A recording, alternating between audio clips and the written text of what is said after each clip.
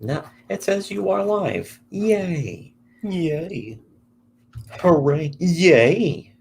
Is that a fucking beetle or dingle? Beetle, the Beetle ship shop. Or rather, it's Beetle and fucking whatever. Not Beetle from Wind Waker, that shitty game. Even though it's From fucking Breath of the Wild. Delightful game. I have a feeling it doesn't really alert anyone until the show's live. It's like, live. That's gay. Yeah, I don't fucking really give a shit about how the whole streaming and shit. I always like the pre-recording and being like, there, now I can just fucking upload it, schedule it whenever. Or pre-recording. I wanted to do a stream today just because I didn't want to pre-record another video. I want to stream every single day so that these people are fucking pants pissed terrified of us for the rest of their lives. They kind of are already. What's going on with that? Well, that's right. Something that was concerning and interesting. One other thing I do kind of like about StreamYard is that I don't have to worry about just sharing the whole screen, so that I don't have to accidentally be like, oh, let me not share the screen if I want to click around on this or that, or my fucking on the Discord or whatever if I want to read on another site, or in this case also the Curious Cat. I could just have that. Oh no, what's going on? Watching Ethan Van Sciver very closely. The way he's acting right now, something huge is happening. Something else that proves I've been right all along. That's true, and that's true about us. Not only have we been right all along, but people should have listened to us when we were right all along. That's something that was brought up earlier, is that Ethan Van Sciver is obsessed with us, and that's not like, oh, I noticed. We need to explain who Tank is. Yeah, so fucking apparently we got to go back. Since this is an actual official episode of the podcast, we're almost at episode 200 already. Even though the other episodes don't even, they're MP3 files on my fucking hard drive right now. That's Whatever. All they really are. Whatever. But Tank was on some of the first episodes, and he was one of our he was in love with us unironically, and he wanted to become pregnant from our blog. He wanted to be absorbed within us. Maybe Vord. Perhaps Vord. It's fucking, which, is disgusting. Because it's the worst fetish. It is wrong. But yeah, that was not even 2015. That was like 2012, 2013, where he was liking every post we made. He was like a super fan. But yeah, he would, and yeah, he's still, a fucking, I don't know if I would say successful artist. He's the one who is rare. He is a pop. But he's an artist who has a following. He certainly has a big following, at least to this day. And I mean, his art isn't terrible either. In fact, it's more popular than a lot of people in legitimate American. His art is actually, I don't like his art, but it is better than almost everyone in Comicsgate. Yeah, but hey, that's a low bar. But anyways, yeah, Tank. You can find him on Twitter pretty easily. You can find him on sitting on a dragon dildo. Literally sitting. You can find him literally on Twitter, trying to absorb it, trying to anally vor it, which is for sure wrong. He should not be rewarded for that. He should be punished. He should be. Tank. Trump once said about Tank, he should suffer. But yeah, Tank was like one of our first super fans of the blog. We have had experience with having not so much super fans, but people who have been all kinds of things, super psycho stalkers and super fans and actual supporters.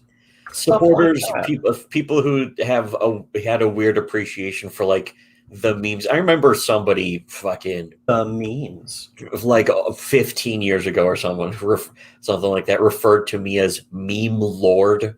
and it was like, because we would come up with just goofy sayings that would spread throughout this one community. We were capable of doing that in a way that most people just still aren't. Yeah, and it's not intentional. Like, whenever not just repeating the memes either, it sucks. When you say meme lord, people will think, oh, you repeat a lot of memes. No. This was before like 4chan. But it was also during 4chan. I think it was right about the beginning, because it was like, I think it was before 2005. But anyways, we bring up Tank because he was one of those guys who was so unironically in love with us and obsessed with us, but in a love-hate way, or I guess an animu, they called tsundere. Don't let the tsund go down on me. Wait, too late. Too late. On Tank's part. Too late. But the thing about Tank is that, like, we always would have our goofy turns of phrase and things that we would say in a very specifically worded way that Tank would repeat while not wanting to admit that he was getting them directly from us. But he was constantly hearting our posts and all that shit. And he would retweet our stuff for a while, but then after a while, I think he started getting a lot of complaints from other artists who followed him or people he was friends with, and like, oh, you retweeted those people, or reblogged or whatever. You shared the post by this person. You know, that kind of shit. Yeah, the Reachy Reach and Blue Hell Site syndrome. Yeah, and instead of Tank telling them to fuck off or I don't care or any of that, like kind of shit, like a man would. Yeah, he would back down, but then he would kind of bury it. Like, he would bury his love. He would bury his love deep inside. He can't let the world know that he is still alive. Yeah. Yes, exactly. But the same way, the reason why you brought up Tank is that same way that Tank would do it.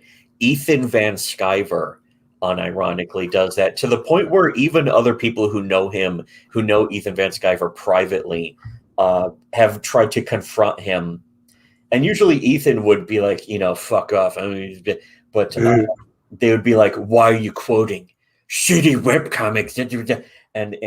But Ethan's not even original. Ethan's not even original when he's ripping us off. Not even, because in fact, it was Tank who did that first. Yeah, fucking. So Ethan is just being a little Tank, which is very sad, very gay, very being a real big sister. He's a real big sister. I mean, little sister. But yeah, so one of the things now, here's the thing, is that what I have on the screen is a video it's a video of Richard C. Meyer proving to the world, in a way, diagnosing himself with Asperger's syndrome, which is a very serious condition. It's he should get help. He needs help. Your boy Zack needs another $200,000 for his Asperger's. Crippling, debilitating Asperger's. But yeah, because I mean the $200,000 he's got for the legal fund, it was going towards the wrong thing. Clearly, it needed to be going towards this kind of thing. But the video that Richard did has a screenshot with known liar and pathological liar Ethan Van Sciver, who befriends people and then betrays them and then claims that they betrayed him, and then tries to twist it around and has a big whiny fit. His voice is shaking. Yeah, shaky little queer, as some of Ethan Van Sciver's own friends have referred to him as. His own friends call him the giant faggot. Yeah, I know. Personally, I don't approve of them calling him that. I think Le Grande American. That's what his friends refer to him as frequently. But anyways, yeah, Ethan saying something, this whole thing was the way SJWs are acting right now. Something huge is happening, which is very vague. Of course, it's one of those misdirection ploys where it's like something embarrassing happened to me, so I'm going to say, oh, the SJWs, they're doing something. And it's like, what are they doing? And it's like, it's something. It's sort of like the TV psychic. That's another thing you brought up is the TV psychic. Or QAnon in 2 weeks. In 2 weeks, they're going to do something. And it's going to be a big reveal. In 2 weeks, the SJWs are going to be arrested along with Hillary Clinton. Something huge is happening. It's very QAnon, very grifty. It's how grifters talk. It's the pattern of their speech. It's very cringe. But the other thing is, at the end of the tweet, he says something else that proves I've been right all along. That's Ethan directly quoting us, which again is not me supposing. It must absolutely get under his skin. Not just that we keep saying should have listened to SWC, but because it's usually said over something that, it's something we warned people about ahead of time. People find it annoying about us. In fact, it's one of the biggest complaints we get or have gotten. I think a lot of those complaints have gone away because those people have gone away. But one of the biggest complaints was, you guys are always saying that you were proven right all along. You're always yeah, we are. That's because we are proven right. We started saying that because we had made a lot of claims and predictions that came true. Ethan Van Sciver is unironically a person who wishes he was us. Like he would sell his son into sexual slavery to be able to become us. And he has already tried. He would sell his son to George Soros to have his fucking adrenochrome extracted. Yeah. And maybe he already did that. But it's this part of this weird ploy of pretending you're us so that you have this weird credibility or something, which is funny because we don't fucking do that for credibility or even to gloat. We do it just because when the truth can be spoken about how you were right, you have every right to do that. How many of these people are jealous? I think was it Doug Knaple who said he was jealous of us? Yeah, well, Doug Knaple, among others, and Doug Knaple said that in kind of a friendly way. I don't know if he specifically said jealous, but he said friendly, envious, not jealous, envious. Yes. What does that mean? Jealous. It means jealous. I would say both, envious and jealous, perhaps. But jelly, perhaps jelly. Gotham Knight points out, love how EVS acts like he himself isn't an SJW when he so very much is. Same with Tug, the way he battles for Vic M. Yeah, fighting for depth. The same behavior and the same tactics. But also it's funny that same language even. Something's very odd about Richard C. Meyer himself, where he's gay. He also has a gay love affair with Ethan Van Sciver, but also a conversion disorder, which is another mental illness. It's that goes on top of the Asperger's. Conversion disorder, which means he thinks he's a girl. But no, it's something else. But the conversion disorder in this case is a sort of not being able to square the circle that. Like Richard still wants to think that he is or could be friends with somebody with Nurkish, not somebody like Nurkish, but specifically with Nurkish, which I'm not going to blow up Nurkish's spot, but no to that. No. And he doesn't understand. Like Richard is directly close personal friends with the guy who is directly responsible for doing gay ops against Nurkish. And Ethan Van Sciver doesn't know what the word gay ops mean. He doesn't know what that means.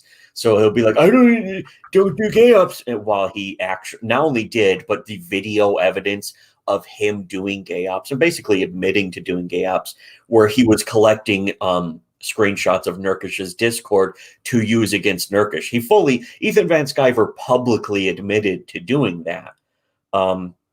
And in fact, paid for the guy who was collecting those screenshots, which was Sketch Therapy in this case. But the thing is that Ethan Van Sciver is directly responsible for that, and Richard C. Meyer doesn't understand that. So when he thinks that Nurkish just left on his own or something, he doesn't understand that Nurkish was intentionally run off by his own friends. by Ethan. And the thing is, Ethan's really his friend. Ethan is the guy who's using him. And that may fall apart too. In fact, it's the way. It's funny because the whole thing where people were saying the way Ethan is acting right now, something huge is happening. What is happening is not really huge though. It's not actually huge. No, in fact, it's very obvious. It's the most obvious thing is that Richard has comics that are late, and he's starting to get torn apart for that. It's very little. He's a little man and a silly man. He's not a big man. He's a little man. And that's why you're called the little man by me, because you're not a big man. And he said that we were drunk. There's drunk. I had to spend the night in this striped sunlight. Striped sunlight. What the fuck does that mean? Anyways, but yeah, the whole case of this tweet. Now, this tweet has nothing to do with the video clip. The video clip is, I'm going to play it right now. But here's the thing: once we cover the video clip, then all of a sudden what we were already talking about is over. So I wanted to really like, share, comment, subscribe, and then we'll read some curious cat. Make sure you're still subscribed. In fact, if you're watching right now, our first part of our review of Odie's comic, Tomahawk Angel, is available right now on our Subscribe Star. Linked below. All you got to do is become a pay pig. Actually, I was thinking we make the first part free because there's 4 parts. It will become free. I will eventually post it for free, but the thing is, it's for the $5 tier right now, and then in a few days, it'll go up for the $1 tier. So if you just donate $1 to our Subscribe Star, you'll be able to see it earlier, at least, than before we post it for free. But the other parts, it's actually parts 2, 3, and 4 will only go up for Subscribe Star backers. They will never become free ever. They'll never become free until the day that they are pirated or something. That sure would be a shame, actually. If somebody fucking I would be very upset. I would be very upset if somebody pirated our videos and then uploaded them from without a paywall, without our permission. Without even getting our permission, just uploading them for free. That would be a huge disaster for us. Yeah, it would be so bad for us. I hope nobody does that. I would, if somebody did that, I would leave a comment on the video with like an angry emoji, demanding a cease and desist. Yes, sir. You are violating my personal territorial bubble. I wouldn't actually send a cease and desist. No, that would be gay. But I would leave a comment proclaiming that I was going to, insinuating. I would leave a comment, maybe playing it up a little too much about how upset I was pretending to be. Oops, did I say pretending? Whoopsie poopsiekins. Well, oops, I sure made the biggest whoopsie fucksy.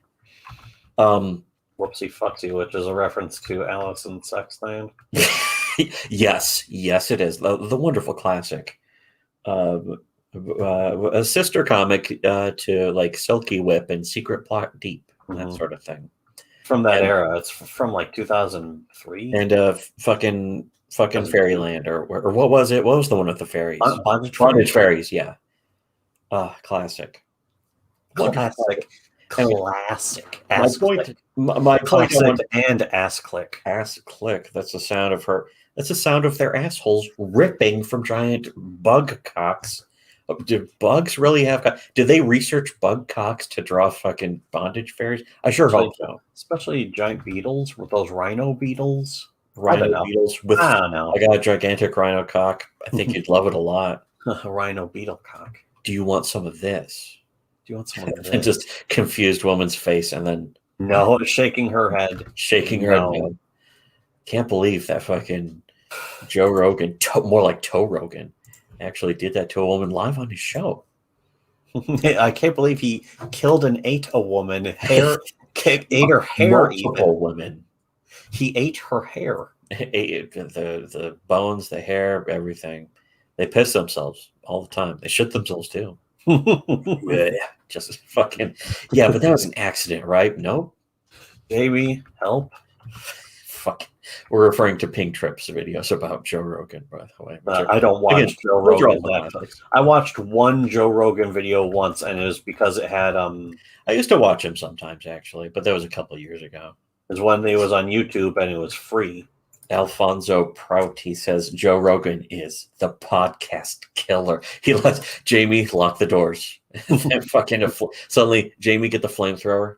I can't believe he's flamethrowing his own death. Who was it they had? Dom Herrera. He had Dom Herrera on a show. I listened to that one. Dom Herrera is like so old now. It's like, oh, shit. I feel bad. I almost feel bad for Dom Herrera. Because it's sort of like Doug Stanhope and who's the guy who did Insomnia? David Tell. Like they're all just getting so old, and it's like they're so underappreciated. They're some of the best. Dave Chappelle, what was it? The last Dave Chappelle show the last Dave Chappelle, I don't even like as much as like David Tell. No, he's good. Name for him though. The key thing is though, he's like talking like he's 80. Now it's like, what happened? Yeah. What happened? His hair's gone gray and shit. Like, fuck. I mean, he would be about 50, almost 60 at this point. His black is really cracking. Crack-a-lacking, if you will. Crack-a-lack. Anyways, Za, Poro de Mulul says the only times I watch Joe is when he had Alex on. Yeah, those interviews are great. Jones. They have a lot of chemistry. That's the thing, is that it's weird how Alex is literally depersoned.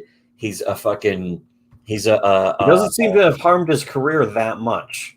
I was going to say, was it suspicious or not suspicious individual, but was it in Scientology? Particular individual? No, but it's like a not submissive or subversive. Subversive or fucking. It was something like that in Scientology. They that's right. Scientologists that they refer to as a person who's like not obeying.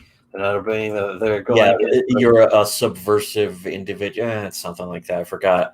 But that's what Alex Jones is to big tech, like to the tech, the techno-fascists, who run the internet. That's what Alex Jones is, and yet it's okay for Joe Rogan to have him on, as long as Joe Rogan is in some way making him look crazy or something.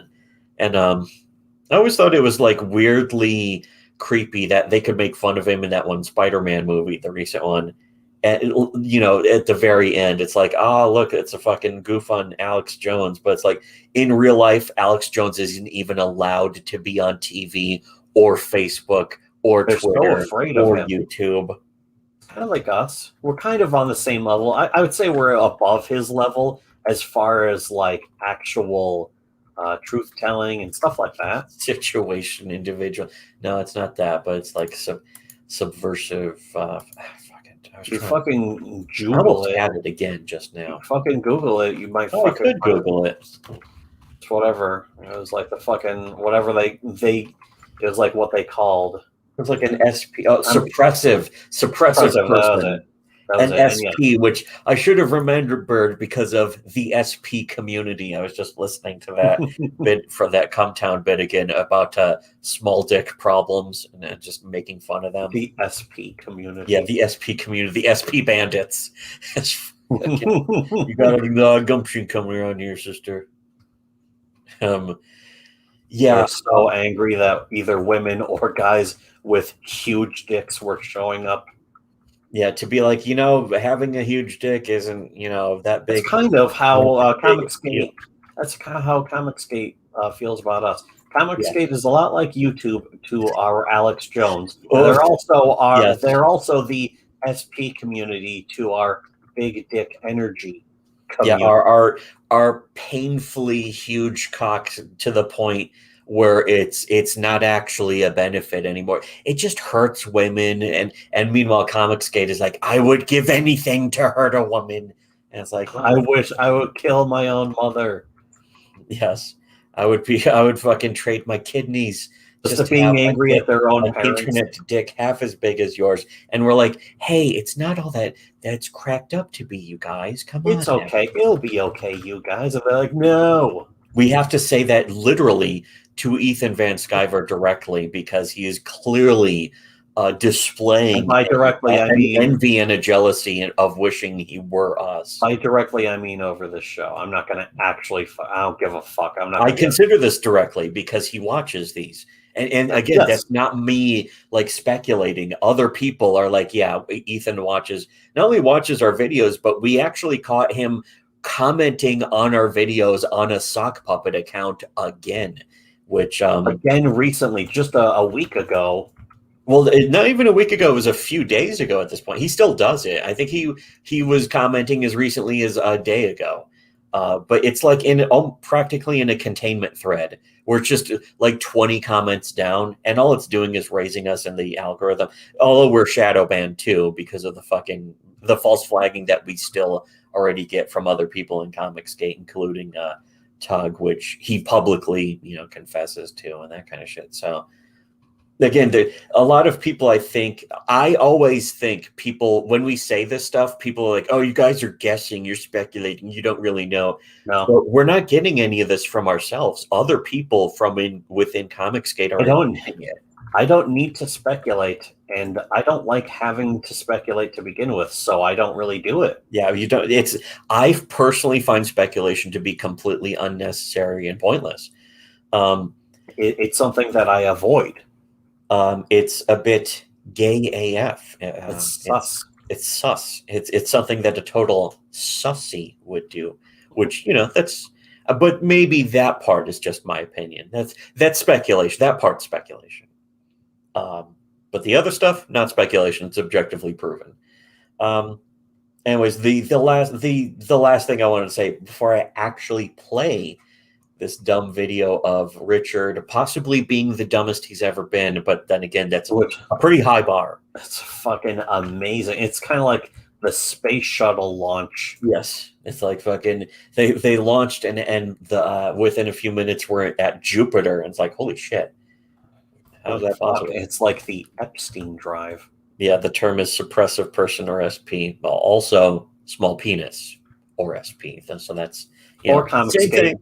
Or Comicsgate. Just call them Comicsgate. Also known as Comicsgate. That's what other people prefer to call them. I suppose we also prefer to call them that sometimes. We. But they are very attractive.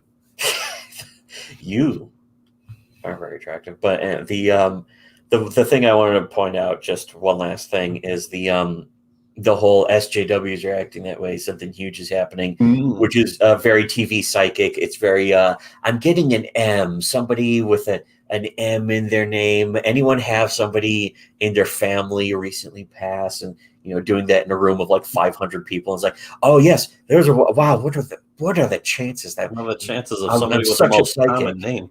That's what it's like when fucking Ethan is saying the way SJWs are acting right now, something huge is happening. You could say that literally at any moment when nothing is happening. And that's the fact is nothing's happening and nobody's acting like anything right now, any different from any other time. And he's hoping that something is happening. But the reason why he's saying it is because it's like accidental projection where something happened with Ethan and Richard right now, and the way that Richard is acting right now, including in this video from, I think it was yesterday.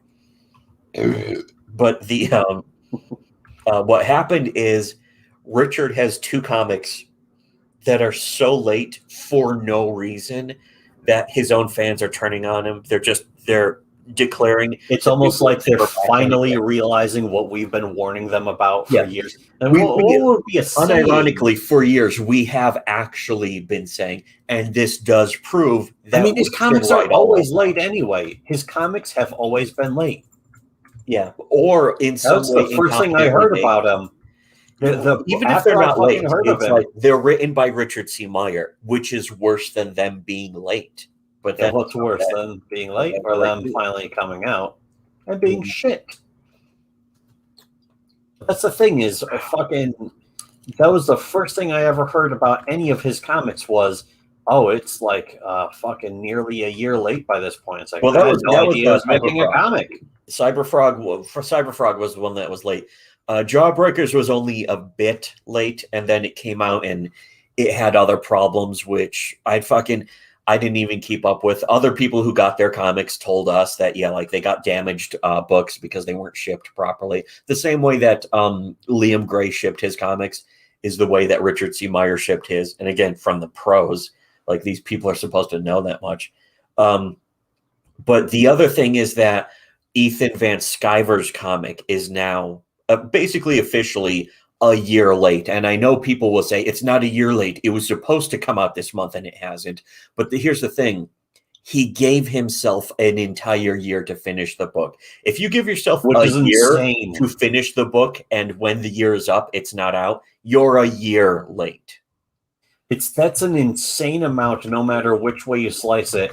And most especially in particular is that, a year of work to make a comic. Yeah, that will be like, what, 40 pages? It's not even going to be that long. It's not like it's 180 pages. A completely regular, ordinary, in fact, less than ordinary. No, it gets worse than that, though. It gets worse. He already took the money.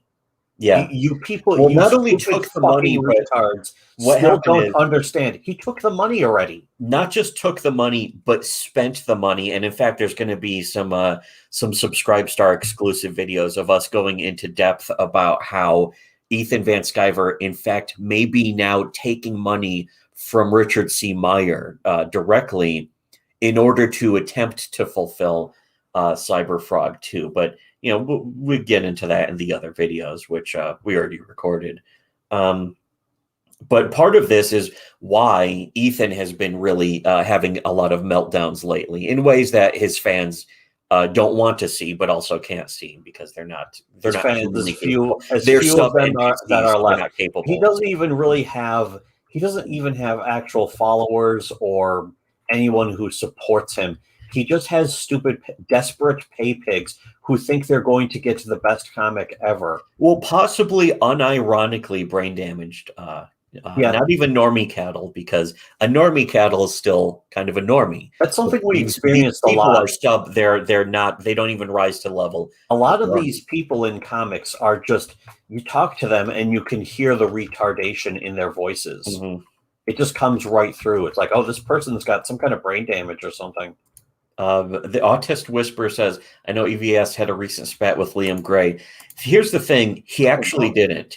What happened is something went wrong with Ethan, where Ethan knows, nobody sees behind the scenes of Ethan more than Ethan because he's actually there. But it's also very obvious to see that something's going wrong because he's having these fucking complete meltdown freakouts through sock puppet accounts, though. Sure, conniptions. But he's very easy. His sock puppet accounts are very easy to see through because there's these telltale giveaway behaviors and signs, including, suspiciously, repeating our catchphrases. Or they're not even catchphrases to us, but they're not catchphrases when Ethan repeats other them. People turning them into catchphrases. Yeah. For me, it's just I'm trying to say it's something that I usually will repeat.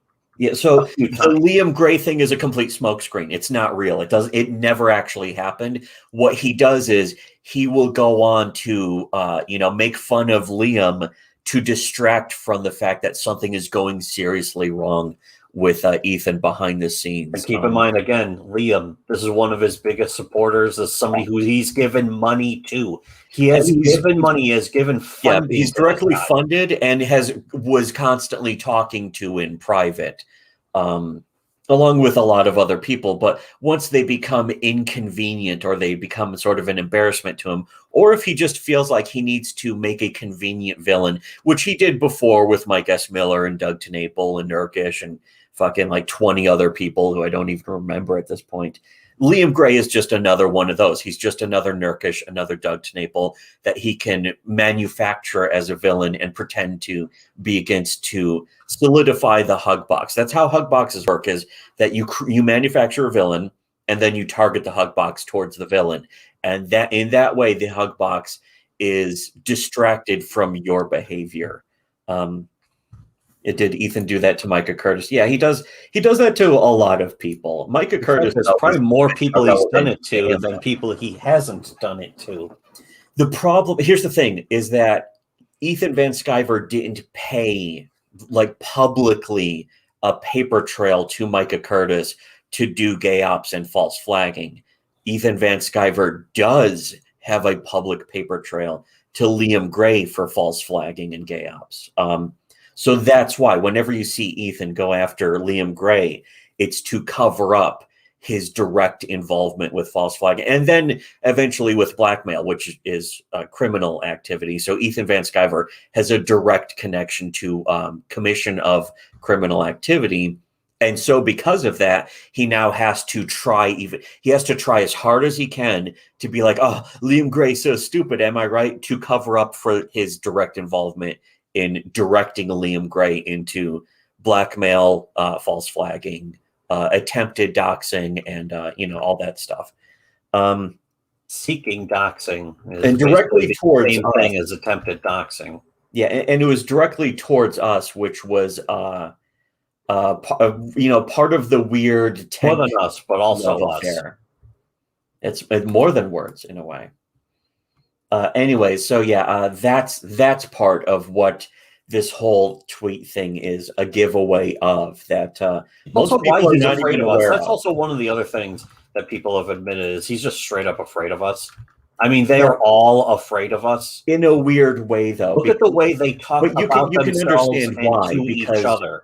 Again, like one single time they tried to stream snipe us, and it was two of them at once. And then immediately we're like, we were talking. It was at the exact moment we were talking about how Ethan Van Sciver leaked private backer information to have one of his own customers attacked and harassed, and how he was paying people. He was paying a war campaign specifically to harass a housewife because she asked for a refund over Ethan's other behavior about this kind of shit. And both of the fucking stream sniping guy. One of them was that Cecil guy, and I think the other one was Oz. That's the retard. Both of them had to shut off their stream sniping. I think Cecil is the retard who wears a fucking mask on stream like a fucking abject mong. The same way that Comic Hut. Basically, Cecil is just like Comic Hut version. Fucking and also umbrella fag, yellow piss umbrella. Yellow piss umbrella. Yeah. There's a lot of that where we just from us talking, like we didn't do any targeted anything. We were just doing a stream where we're talking and scared off multiple people from Comicsgate at the same time simultaneously. It's really quite amazing. It's quite amazing, although I guess I shouldn't be anymore. Yeah, here's another point. PR Meme Mole says EVS is so desperate he jumps on every DA Vicky stream. Yeah, that's part of it. He does that as an attempt to do public relations damage control. And I know it works for some people. He finally seems to feel the need. Suddenly he feels the need. Yeah, but every time he's on, he says something either hilariously retarded or he sounds kind of shook, or both. I mean, I would be too if I was trying to do damage control like that. Yeah, if I had to do damage control for something that you are wrong about too. Anyways, so that wraps up the whole fucking thing. But here's Fresher Luke in the chat says, just listening to this weird convoluted theories. None of these are theories. The people who've seen behind the scenes have told it. Like, none of us are theorizing or speculating about any of these. None of this is a theory. All of this somebody told to us. Like, in fact, somebody doesn't know the definition of the word and his friends. Once again, it's another word a lot of people don't seem to understand the definition of. Yeah. But other people don't understand. We certainly do, but yeah, other people don't really. We have to explain that's, and we're not going to.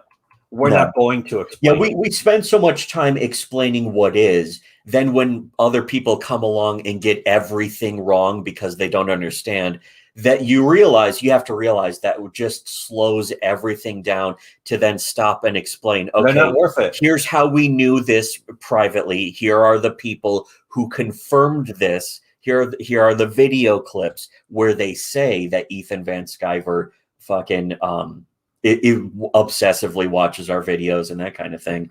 But also at the same time, like, again, none of this is us talking. All of this is what other people have already confirmed in public and in private. A lot of it's in public, in fact. Almost none of it's in private. A lot of people have said, yes, Ethan Van Sciver is completely obsessed with you guys and is constantly referencing you guys. And I just thought that's really... I mean, I already knew. I could tell that. It's very strange. It's weirdo behavior. Yeah. I no longer need confirmation. My instincts have been just on point. Well, for 20 years, we have seen this behavior from like thousands of other people. And nothing to do with Comicsgate either. Yeah, that's the key thing. People are going to be like, oh, it's about Comicsgate. No, it isn't.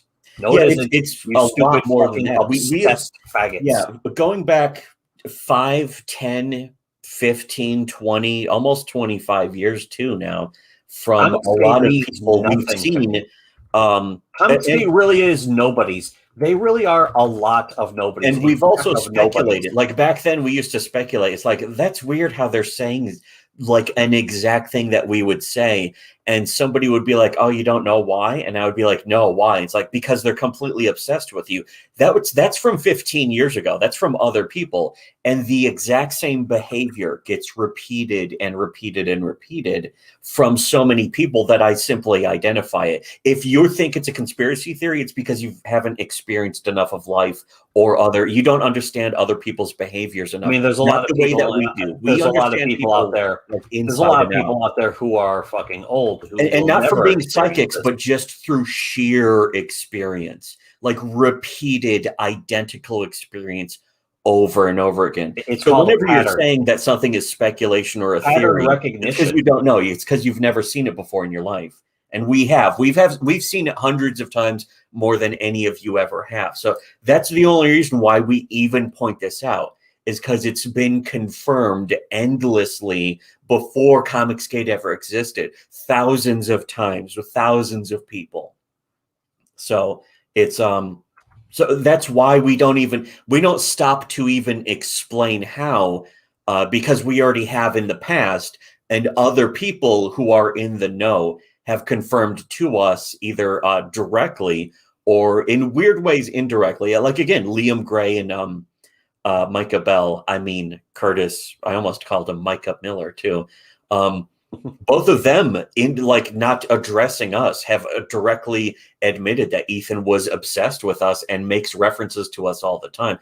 And the way that we observe it is completely objective and has nothing to do with it. We're actually completely unbiased. We're not capable of bias in a lot of ways regarding anything to do with Comicsgate. I mean, I'm capable of bias, but yeah, that's the thing, is in particular going into comics, is that I withheld bias because I didn't know enough. I wanted to understand, and now I understand. Yeah, in many ways, we don't fucking act with any bias.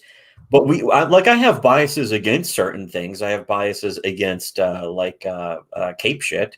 I have biases, but when it comes to any of this shit, grifters and liars, especially when they're trying to either grift from me or they're trying to harm my money. They're trying to fuck up my money. That's the Rosetta Stone of human understanding. Is when you catch somebody lying about something that is unnecessary to lie about, you now have a full understanding of their entire psyche, especially from experience. Like if you've experienced different aspects of their psyche, and we have more than any person watching our streams right now, we have experienced more to the human psyche than you could in 1,000 lifetimes. And that's not me like bragging or fucking gloating or trying to have a huge ego.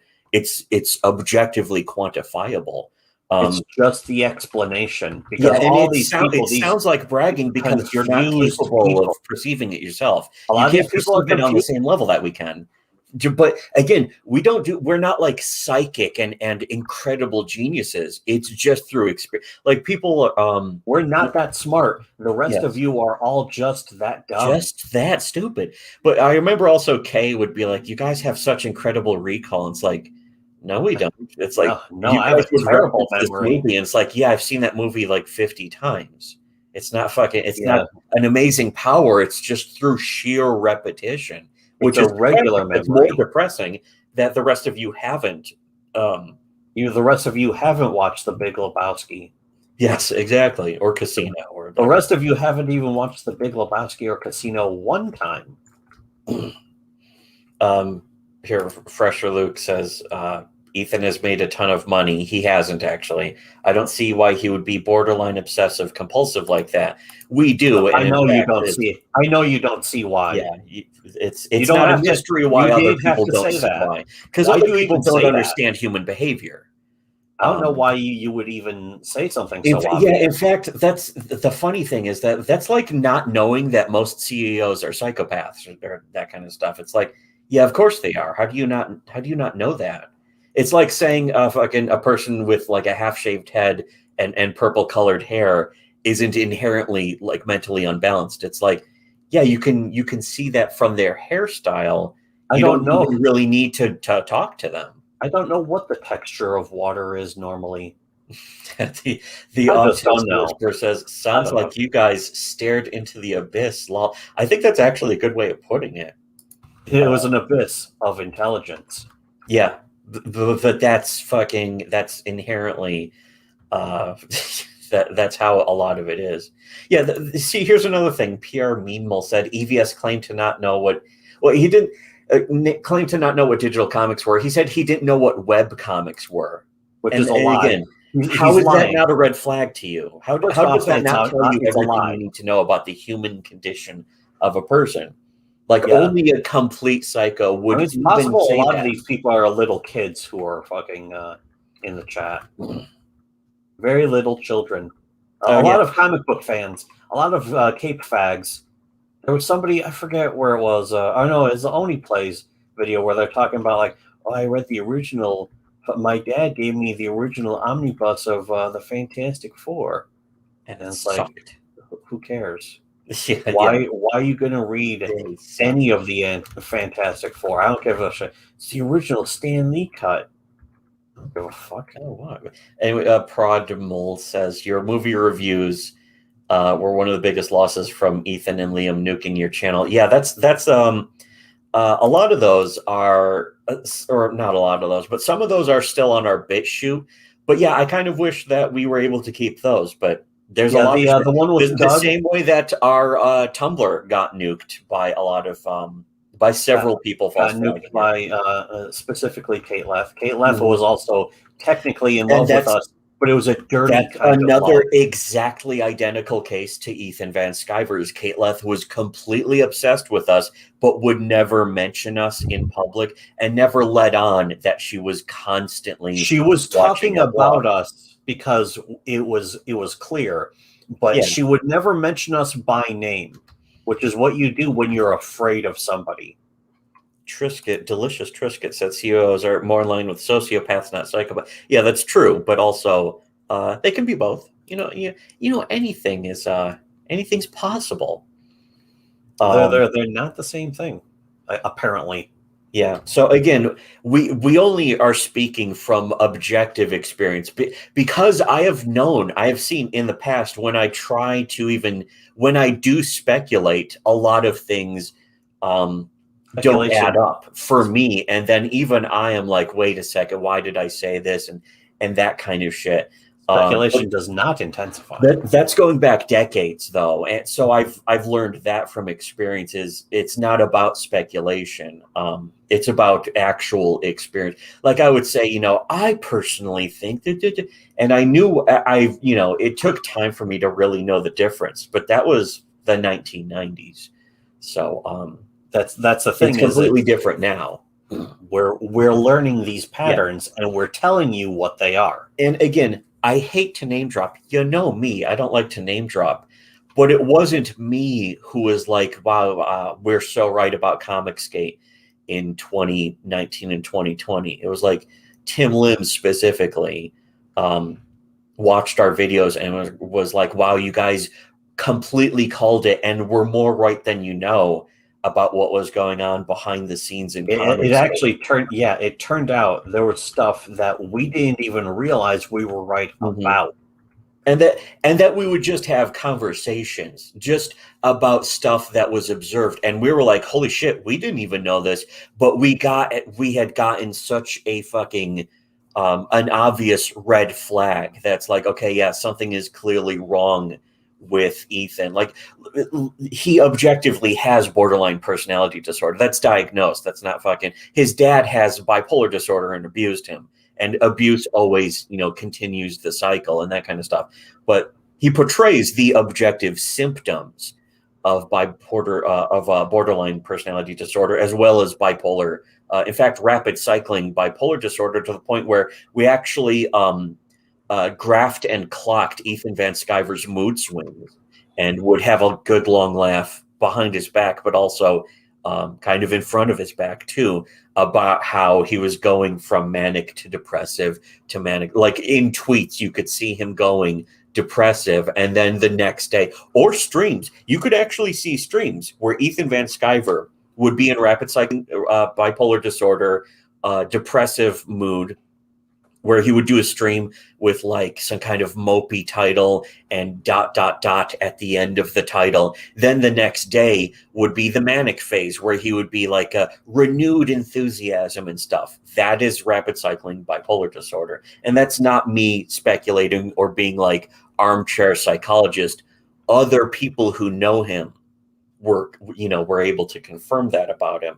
So that's a lot. When a lot of people say, I think you guys are really guessing or speculating, we're not. We've never really speculated about anything. In fact, if anything, we're still not even close about how bad. If only you knew how bad things really were. They're worse than we are even aware of. And I don't speculate about that stuff, except sometimes when I'm like, I bet this might be happening. But I always make sure to say, I always preface it by saying that, I think this might be happening. I think that might be happening. Anyways, so finally, it's about 51 minutes, and we can finally start playing this 10-second video clip. I can't believe it. And then also we were going to go to the Curious Cat and finally answer some of these asks that were sent to us back in December. It's like, oh, fuck. That's a little, I guess we're late on that, but we are getting to them. I wanted them to sort of pile up so we can answer a bunch of them. And so this might be a couple hour stream. A little long for us these days. We used to do like 3-hour streams, sometimes 4 hours back in the day. And they weren't interesting. And to be honest, anytime someone does a 3 or 4 hour stream, usually boring as shit, unless like they're a borderline radio expert. Well, we were still more interesting than a lot of other people who do streams. Yeah. But yeah, to me, I don't consider that to be a high bar. No. That's not something I'm aiming for. It's not real work. It's really just sitting around and shooting the shit and that kind of thing. It's easy. Oh, yeah, fucking PR Meme Mole also says, remember the time Ethan lied about being on a horse for no reason? I think that was when he said he's never been on a horse in his life, and then somebody found a picture of him being fucking riding on a horse, or not riding on it, but at least being on horseback on the saddle with like his hand daintily on the saddle horn. It was very bizarre because it was about, in fact, I think I posted that fucking picture, but that was either right before or right after Ethan blocked me, which I think it was before Ethan blocked me. And very soon after I did that, Ethan blocked me because, again, people who have thin skin don't like being shown up. And Ethan Van Sciver objectively has thin skin. It's not speculation when your actions prove it about them. So, or even by Ethan Van Sciver's own standards, he's bitch made because he said that it's bitch made to block someone and then talk shit about them behind a block, which Ethan then did about multiple people, including us. So we have every right to say everything we do because we know better than pretty much everyone else. That's the only reason why we keep bringing it up, is because people doubt the objective, quantified, proven facts over and over again. Anyways, here is the video of Richard displaying Asperger's syndrome. Just straight up displaying it, not he seems like it or lol internet or whatever, but openly having Asperger's. This is finally the video. Finally, yeah. So here I'm playing it. Hi everyone, it's your boy Zack, and every moment when I get to see the garbage truck empty the garbage can is the greatest moment of my life. I love it. Today I got to see out of a different window than I usually do. I got a different perspective, literally. It's fabulous. What? That is It's fabulous. Peak human technology. A fully functioning garbage truck. I love it. So, yeah, is that him joking? He's just joking around. No, Mr. Laughing, smiling. Wait until he discovers the steam engine.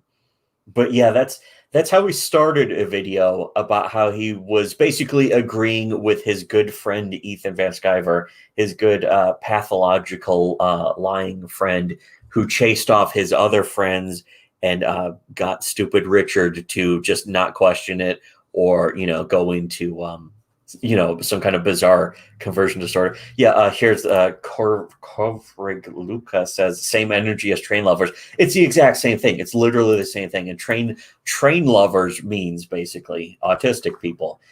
But that's Richard fucking saying, having that same Richard, I guess, doesn't see the trains from where he is so much.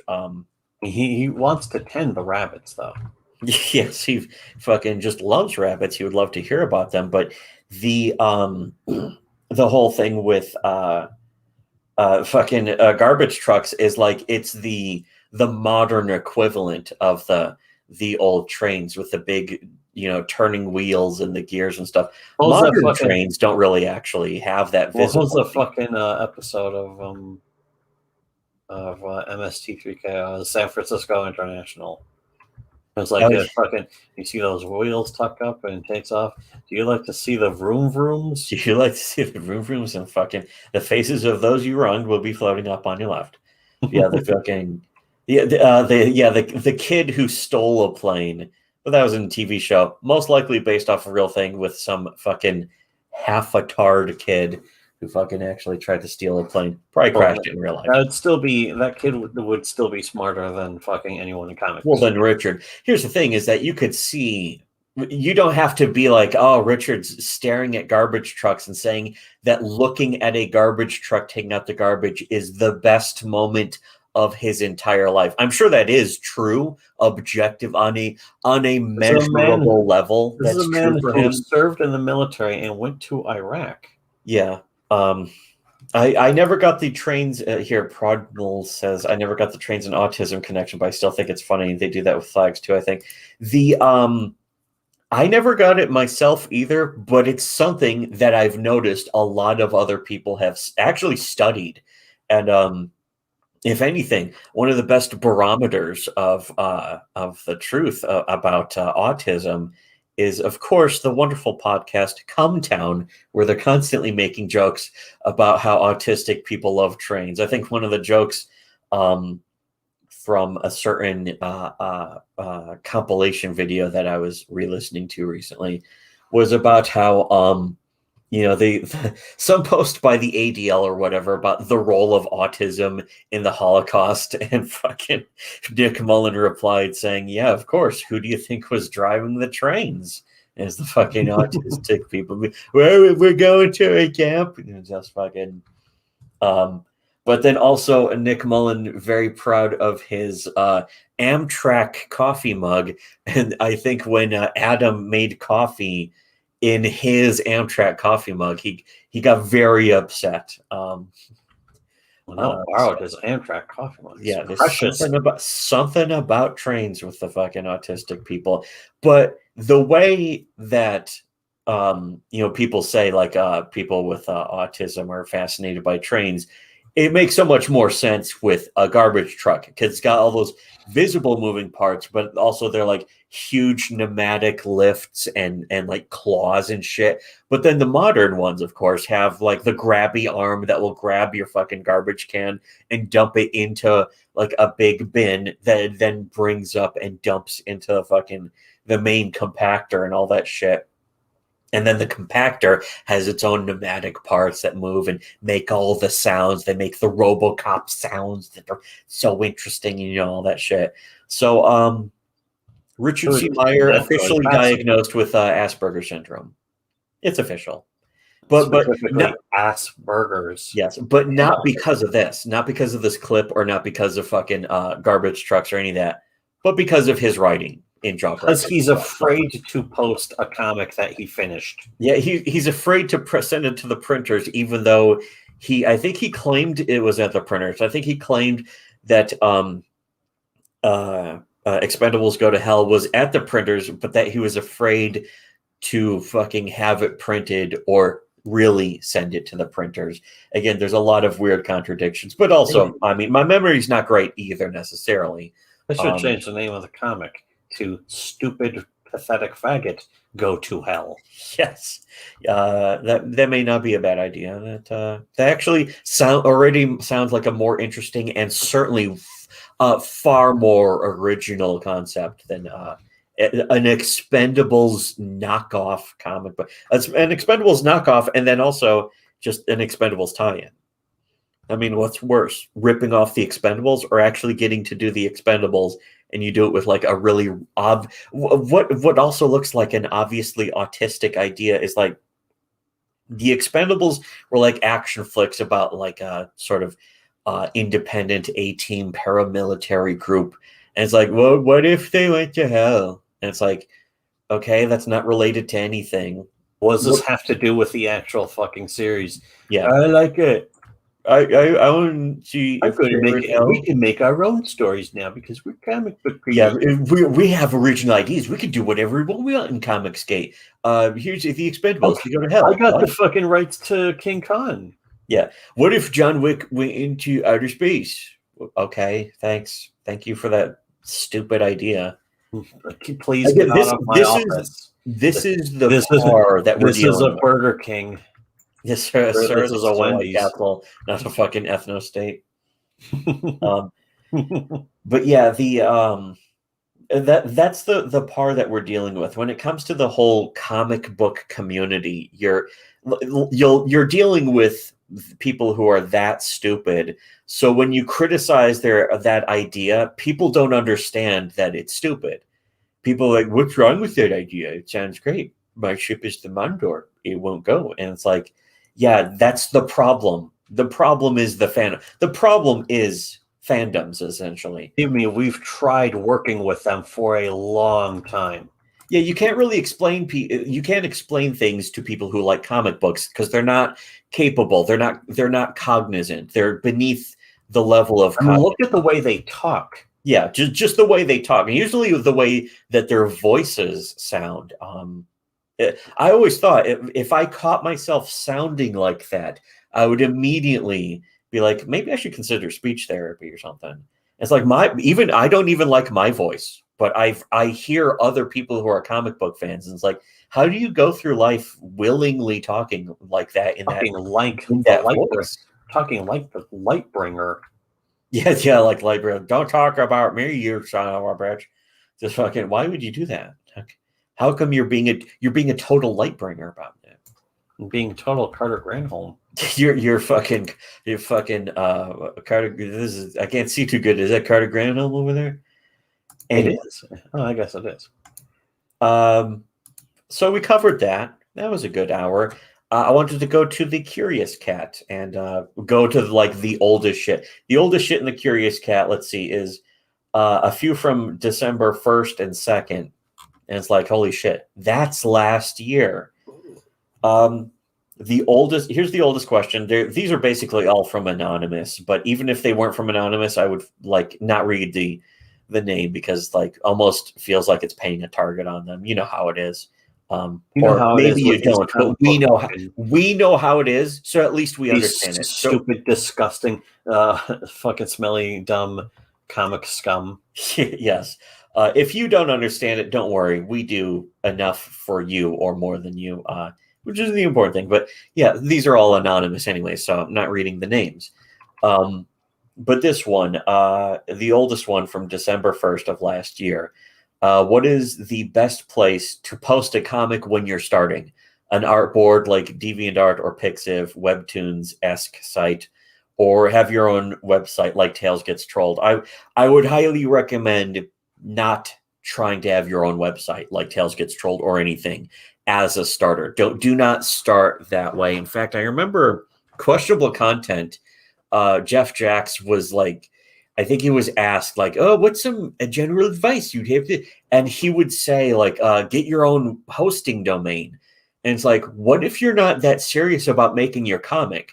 Then you spent money and dedicated all this work to making a website and a domain name for something that is just a passing feeling. It's something you should avoid no matter what. Especially if you're trying to save money.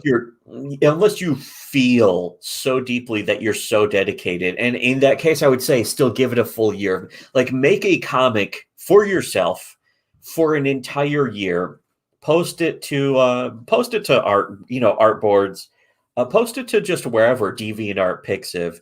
Webtoons is perfectly acceptable, especially these days. Webtoons seems to be the big thing nowadays but even Twitter works, by the way. In fact, there was that Jason fan comic about Jason from Friday the 13th, but he's like a friendly camp counselor or something. It's like a goofy take on it. It was posted to Twitter first, and eventually he decided to post it to Webtoon, and it immediately became a fucking hit. Immediately. But yeah, that right there is that's a great start. Is somebody, he just registered a fucking Twitter account. And here's the thing. If it's just about the hosting, you can go to Minds. You don't have to fucking go to Twitter. Go to anywhere. You could even just do it off of YouTube, I guess, if you feel like drawing it and then voicing it as you pan over it or something. It's not a great idea, but again, just Twitter or Facebook or any social media site that lets you post an image. Pixiv would work too. There is that guy who animates a bunch of stuff on his own, and most of it's not voiced. Draws a big titty hot goth grill. Yeah, there was that guy on YouTube that just animates his own stuff. Again, any social media you can find, because that's kind of the point of social media, is to just have a free place to post stuff that you like making. And if you make stuff, you're going to be even more welcome, especially on somewhere like Twitter. The problem with Twitter is that it's restrictive emotionally and mentally. You can kind of blow, if you're fine with blowing that off and not being concerned about being banned. The real problem is you have to have like a phone number, a fucking smartphone number that can text in order to really verify your account. Otherwise, it doesn't really let you post. It'll start giving you some retarded bullshit. So you want to have, I don't know, some kind of burner phone so you can register social media usually. But again, there's a lot of other websites like Minds that usually don't give you that kind of shit that you could just register to. There's Pillow Fort too. I was gonna write off Pillow Fort entirely because it had been down for months and months, but it's back up now. I don't highly recommend it, but again, I would say just post wherever you feel like posting. If you're trying to get attention, I would go for as many sites as possible. Yeah, but the thing is, at some point, you may feel overwhelmed. If you start feeling overwhelmed, don't feel obligated to post to every site. Post to the site where you feel like posting the most. Like, if you have the biggest following on Twitter, just start posting to Twitter and ignore other sites if you have a bunch of them or something like that. But that's up to you. It's about your feelings, and usually that takes time to really understand how you feel about it. So there, I think that one's answered. That was a good one. Somebody says, can bad art or just okay art weigh down a good story? That's also from the 1st of December. I would say no. I think it's possible. But I've seen like comics with just horrifically shitty art. But if it's in any way funny or interesting, here's the thing: is that it's hard to take seriously if it's got bad art. Like, I don't want to use Lightbringer as an example, but say if Lightbringer had better writing, as a serious storyline, I think it would be harder to take it seriously. But again, Lightbringer eventually, continued and I guess upgraded the art, and I think he just found other artists who could draw better. And I think, does he still make Lightbringer? No. But I would hope not. As time passed for years, I think he found another artist who at least drew it slightly better. But here's the thing: is that I would say draw it yourself. Don't feel like you can't draw, so you have to hold down your own storytelling. I would say, if anything, if you feel like you need practice drawing something, come up with like a completely stupid idea for a comic, and just come up with a bunch of goofy ideas for that comic, and just doodle it out and try learning to draw as you draw it and see how you feel about it. And even if you hate drawing and hate learning to draw, you may find other people who are better at drawing who may be interested. That actually happened to me back in like the late 2000s. Is that I was just doing horrific, just the laziest doodles of a goofy, ridiculous comic. It was on the Okaki board on 4chan.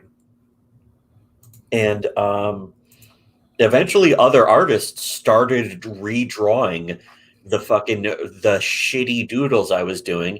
And I was like, oh shit, I can steal this. And I kind of got to know a few people. In fact, that's where Cool Mod and Nice Mod came from, as I met them from the fucking Okaki board, because it was all just about goofy doodling for fun, and they liked some of the goofy shit that I was doodling.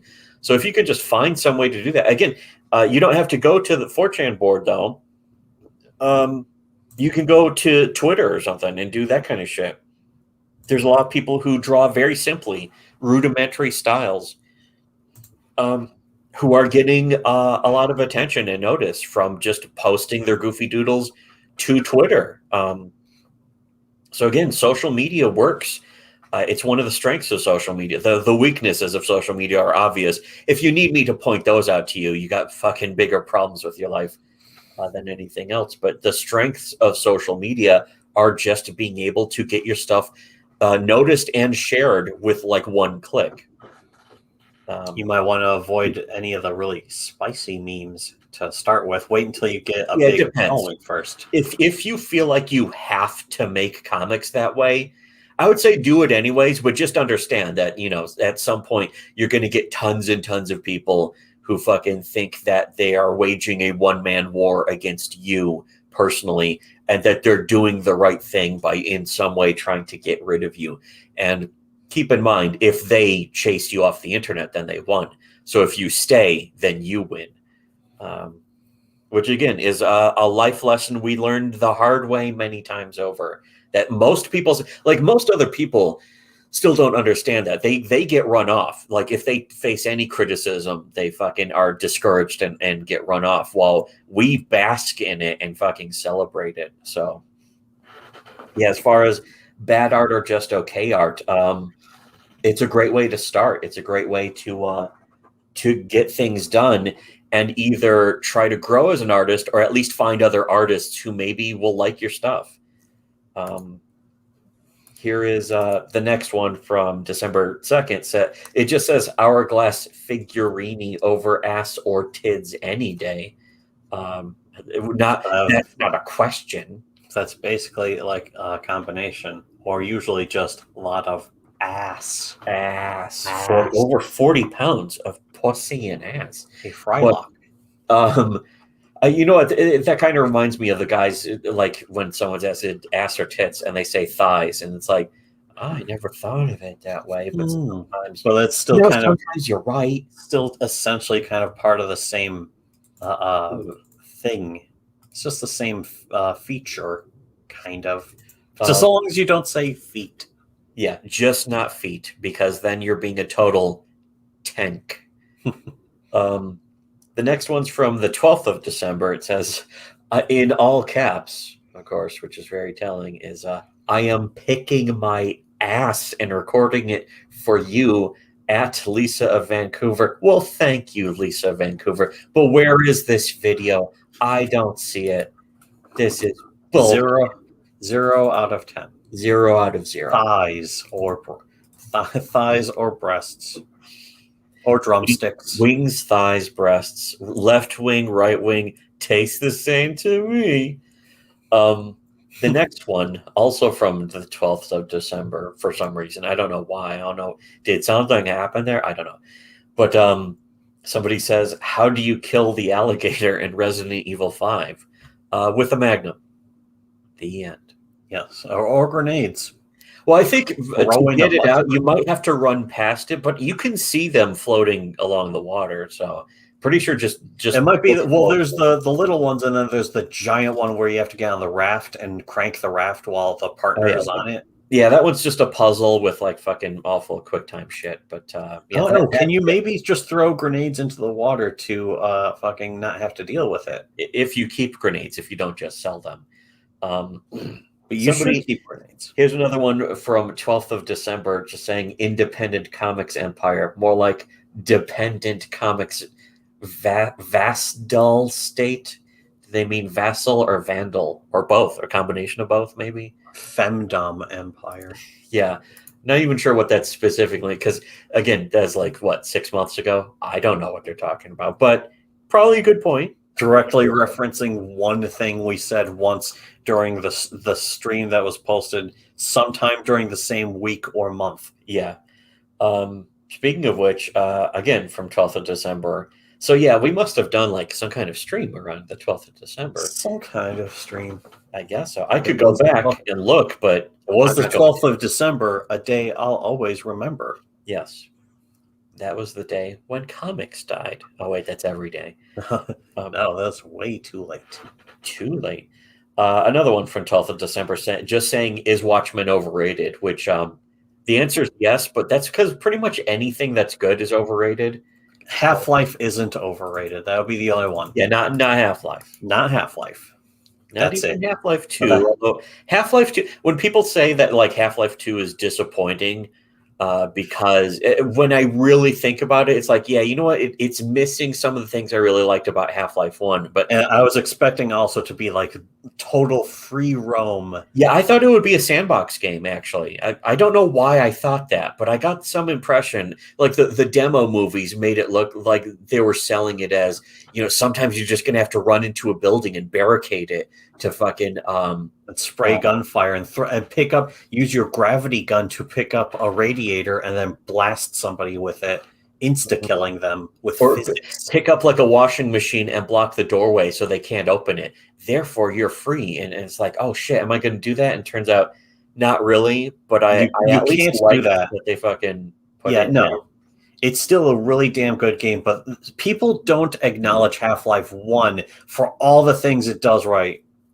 There's a few more people now who are finally starting to realize Half-Life 1 is such a game changer for the whole medium, probably for all of human To be honest, history. I think just the automatically inherently synchronized lip syncing to voice clips for the models and the skeletal animation system alone makes Half-Life 1. Even if the game Half-Life 1 sucked, those alone would have made it revolutionary and innovative. But yeah, Half-Life 1 was also a great game on top of that.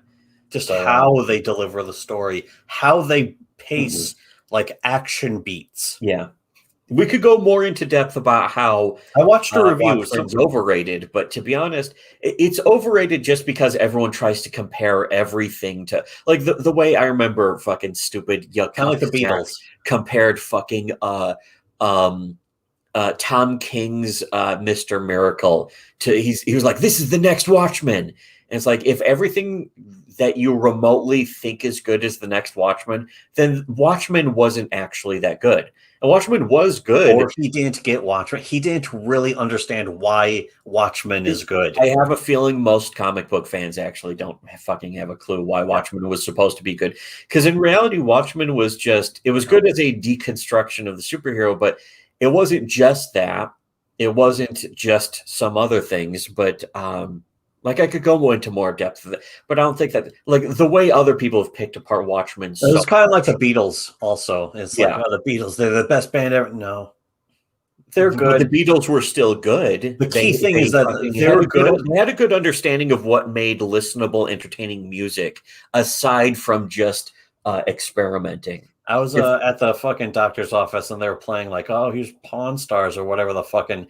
It's a pawn shop show, and some guy brings like some Beach Boys memorabilia, and they're like, "Oh, the Beach Boys. Who gives a shit? They're not that big of a deal." And one guy's like, "No, the Beach Boys were very influential to music," and the other guys at the shop are like, "No, they weren't. Who cares? Fuck the Beach. I don't give a shit about the Beach." But they were actually. They really were when you fucking realize the history of it. When it's like Pet Sounds came out, and everyone in music at the time was like, "Oh man, you need to listen to Pet Sounds." Yeah, I think it was like the Who, the Rolling Stones, and the Beatles heard Pet Sounds and were like, "Holy shit, we just got fucking outclassed by a boy band. What the fuck's happening?" The Beatles immediately started doing heroin as soon as that happened. Immediately, and the Rolling Stones also. Immediately. They started shooting up heroin, smoking weed, running off to India, trying to outdo Pet Sound. And again, when you listen to Pet Sound, it just sounds like a bunch of pop music. LSD, mushrooms, peyote, fucking whatever the fucking what was the other fucking injecting Jack Daniels, smoking cocaine, anything they could do to sound like in some way better than the Beach Boys. They're fucking they're getting a hold of the mescaline. Yeah. Oh boy, look out for that. They're injecting Jack Daniels into their veins. Why are they doing that? We could just drink it. Why are you doing that? What is the point? Because they ran out of heroin. They're doing it because they ran out of heroin. Yeah, that's the real secret answer. Not, of course, to the Beatles, but to a much better band than the Beatles, Motley Crue. I mean, after all, the Beatles didn't do fucking "Kickstart My Heart" or "Dr. Feelgood." Such a great fucking song. "Kickstart My Heart" easily better than everything the Beatles ever did, except for maybe "Here Comes the Sun." Yeah, I like the Beatles. Hey, "Here Comes the Sun," pretty good song. It's kind of the Beatles. They're kind of like Load. They're kind of like Metallica's Load. Yes, I like Load myself. I like that. Alfonso Prutti does say eyes. I think there's a reference to the fucking ass or tits. It's like eyes. Ass or tits. What's better? Eyes. Yeah. The fucking true patrician fucking answer is face. Face. Trisket says, "Lol, is Lightbringer that Linkara comic?" Yes, and we're trying to get Nice Mod to do a reading. We're just going to read Lightbringer at some point. We hope. I don't know.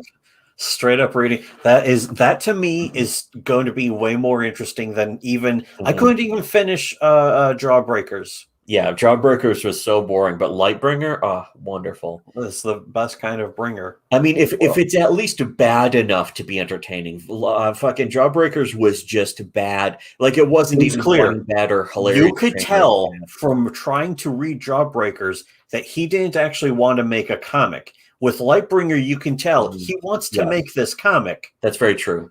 Yeah, the thing is, you can tell from Jawbreakers, he wanted to make a marketable IP, not a comic book. He wanted to make a toy line and a logo with merchandise. First thing you got to do, you got to get a gorilla on the cover, preferably King Kong. Hey, did you know King Kong's in the public domain? Well, here's going to be a comic about having King Kong. And he has treasure chests full of gold inside his heart. What? That right there is pure autism. Unironically autism. It's not like internet meme lol autism. It's unironically autistic. His writing is terrible. It's trash. It's Wacky Ducks and Cheese, the Spork of Doom is more creative and fucking. I'm more interested in knowing where that went. Where was that going? How's the Spork of Doom? What is the Spork of Doom gonna do? Alfonso Prouty says, "Oh no, Linkara might get mad. It's like, don't talk about my comic, you son of a bitch." It's going to be rah. Yeah, it's going to be very rare. It's going to be the one who is Pop.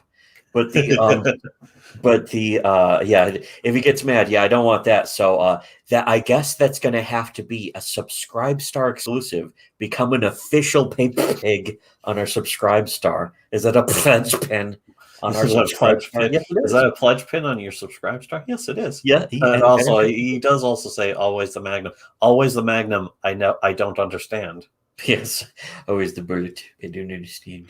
But yeah, always. That's one of the things is I unlock the hand cannon in Resident Evil 4, and then I usually go and do like an almost 100% hand cannon run. The hand cannon run. You know what? For the first time ever, the last time I played Resident Evil 4, I finally didn't upgrade the hand cannon to get infinite ammo because I always wanted to do a play where I had to reload the hand cannon.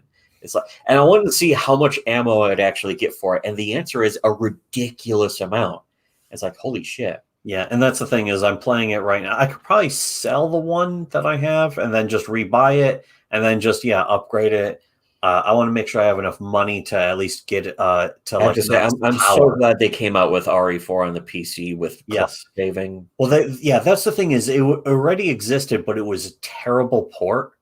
And so they the version on Steam is damn good. Yeah, the version that is there right now, although the thing is, it's harder to aim because there's like natural aim. Yeah, they added like a little aim drift, like a laser drift to it. And I think that's because the game would be such a fucking embarrassing cakewalk. It would be completely. We played that was the thing is we played the Wii version. I think we own it still. The Wii version of we bought the Wii version because we bought a Wii, and then we also had the fucking we bought the GameCube version, and we didn't even own a GameCube. Yeah, no, we borrowed the GameCube from somebody who had a GameCube, and then we played it, and it was like, wow, this is actually a good game compared to Resident Evil 1 and 2 and 3. Well, I don't think we played 3. No, we never played 3. I don't even know what 3 is. But there's like Code Veronica and there's Resident Evil 0, and it's like there's a remake where you can play as the fucking cute girl who gets literally mouth raped in the game.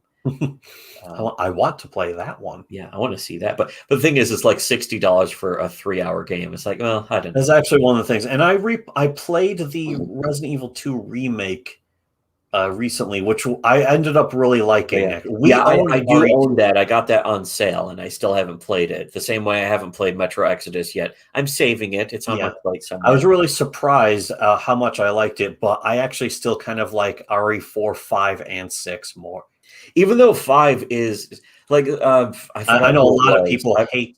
I follow on Twitter who say that if you like 5, you're having fun with a shitty game, and it's like I can understand having fun, but you're having fun with your friends. It's a shitty game. It's even single player, if it's fun, and it is fun, if you're having fun, it's not a shitty game. It's not survival horror. It's not horror. Yeah, I don't care about that. I do not give a shit about any aspect of that. It's a good action game, but the forced coop is kind of fucky. If you play it coop with somebody, that's great. But honestly, if you're playing it solo, it's not good. I always thought that the fucking AI was surprisingly good. And this is comparing it to a lot of other cooperative AI. Yeah, it doesn't need it. Well, I mean, those are just like really simple fixes, and they just didn't do that because it's like what. It's just find somebody who you can play it with. That's RE5 is fixed once you do that, and then it's actually a fun game. But yeah, aside from except for the quick time events that are the fucking they're button press. Stop calling them quick time events because that's what that faggot calls them. But fucking button prompt. The biggest faggot ever. But fucking the button prompt sequences in the game are the most annoying parts. Definitely. Yeah. But Chris punching the boulder at the end is Kino. It's super Kino. Yeah, it's funny how that's for some reason that's a big meme in the thing. You know what though? Also, Sheva, I miss her. I wish she would be in another fucking game or something.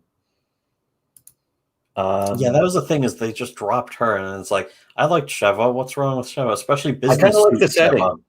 Fucking like an infestation in Africa. It's like, oh shit. Africa's a naturally scary place. But also the point of it is kind of like it's an exploitation of Africa. It's like the evil corporation is exploiting Africa. Dropping the virus into the middle of poor villages and stuff. Some really good environments. They did a great job with the environments there. Yeah. I'm on the Resident Evil 5 and 6 Defense Force. Yeah, exactly. Like 6, I liked for like it's just a ridiculous action flick, and also completely like drop in. Like I remember it would drop in other players into other parts of the game where you couldn't even interact with each other, but they would just be there, and I thought that was kind of funny. There's a one part where it's like a 4-player. You could do basically a 4-player cooperative boss fight with just at one part. It tries to find people who are at the same part of the game and then match you together. And it's like, holy shit. But the thing is, if they're not there, then it doesn't matter, and it doesn't affect the game negatively if it's just fucking. And I never played Resident Evil 6, but or 7. I never played 7, but at the same time, 7 was good. People were fucking calling for that, and it's like, if people want that kind of game, you should give it to them. And I hear 8 is good too. Yeah, I haven't played that yet. I probably want to watch more people play the game. I'm not sure if I'd like it. I liked the remake. I liked the remake of 2. That was a legitimately good game. We did 2 way better. That's another thing we don't talk about is we owned 2 on the PlayStation. Yeah, and I thought it sucked. I beat it once, and it was like, fuck this game. Yeah, like what I preferred was something like Symphony of the Night or Brave Fencer Musashi, or even fucking stuff like that. There was a lot of good games on the PlayStation 1. In fact, it was really disappointing because I GTA so 1 wanted to love the N64, which had better graphics and that was actually the thing is with, and I don't remember how I even discovered this, but when you were playing Grand Theft Auto 1, when it finished loading a map, you could open up the fucking CD tray and replace the CD. It was kind of public knowledge, actually. I don't know how I found that out. I probably the internet, because this was like 2000 or like 1998. I think one of our friends was like, any of these games, once the game is loaded, you can just take the disc out. For like, they didn't say you could put another disc in. They said you can just take the disc out and it'll keep going because it doesn't have to run off the disc. It will need the disc back in if it has to load another level. But once the level's loaded in GTA, you could just take the disc out, lol. And it's like, what happens if I put another disc in? And then it's playing the disc in the cars. It's like, oh shit, it plays the music. So I'd replace a whole bunch of the music with Ozzy Osbourne. It's like, oh, this is awesome. But like, oh man, this is great. But it's like unnecessary these days. But at the same time, it's like most of the modern GTA games just have the custom stations. Like, just put some of your own MP3s in there. It's like, oh, okay, I'll do that. Fucking have a Metal Gear Solid 5. Yeah, where you can change the helicopter landing music. Oh yeah, that was I actually really liked Metal Gear Solid 5. Pretty much every part of it, except of course for the dumb story, which always sucks anyways. That was a good game. The next, finally, let's get back. That none of that had anything to do with asks, I think. Well, I guess if you wanted to know something about how to host your own webcomic, that had nothing to do with it. Well, they did ask about the alligator, but anyways, whatever. Oh, right, the fucking alligator. Yeah. Well, there's the little alligator, regular sized alligators, and then the giant alligator. Yeah. Anyways, from the 13th of December, I think there's a day later from the others, but this guy says, since I stumbled upon a Rethan Van Faggot comment on David Orenchak's Let's Crack Zodiac, the 340 is solved video, a question came to mind. Was the Zodiac Killer a more entertaining psychopath and writer than all of CG combined? Yes. I guess so. I mean, I guess certainly he seemed to have better taste because he wasn't inspired by gay-ass comic books. He was inspired by his wonderful love of cinema, such as The Most Dangerous Game, classic, wonderful movie. The book and the movie. Both. And the most dangerous game of all.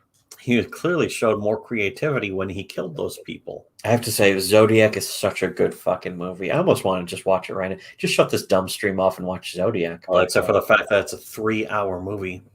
3 hours. I think it's 2.5 actually, which It's means pretty long.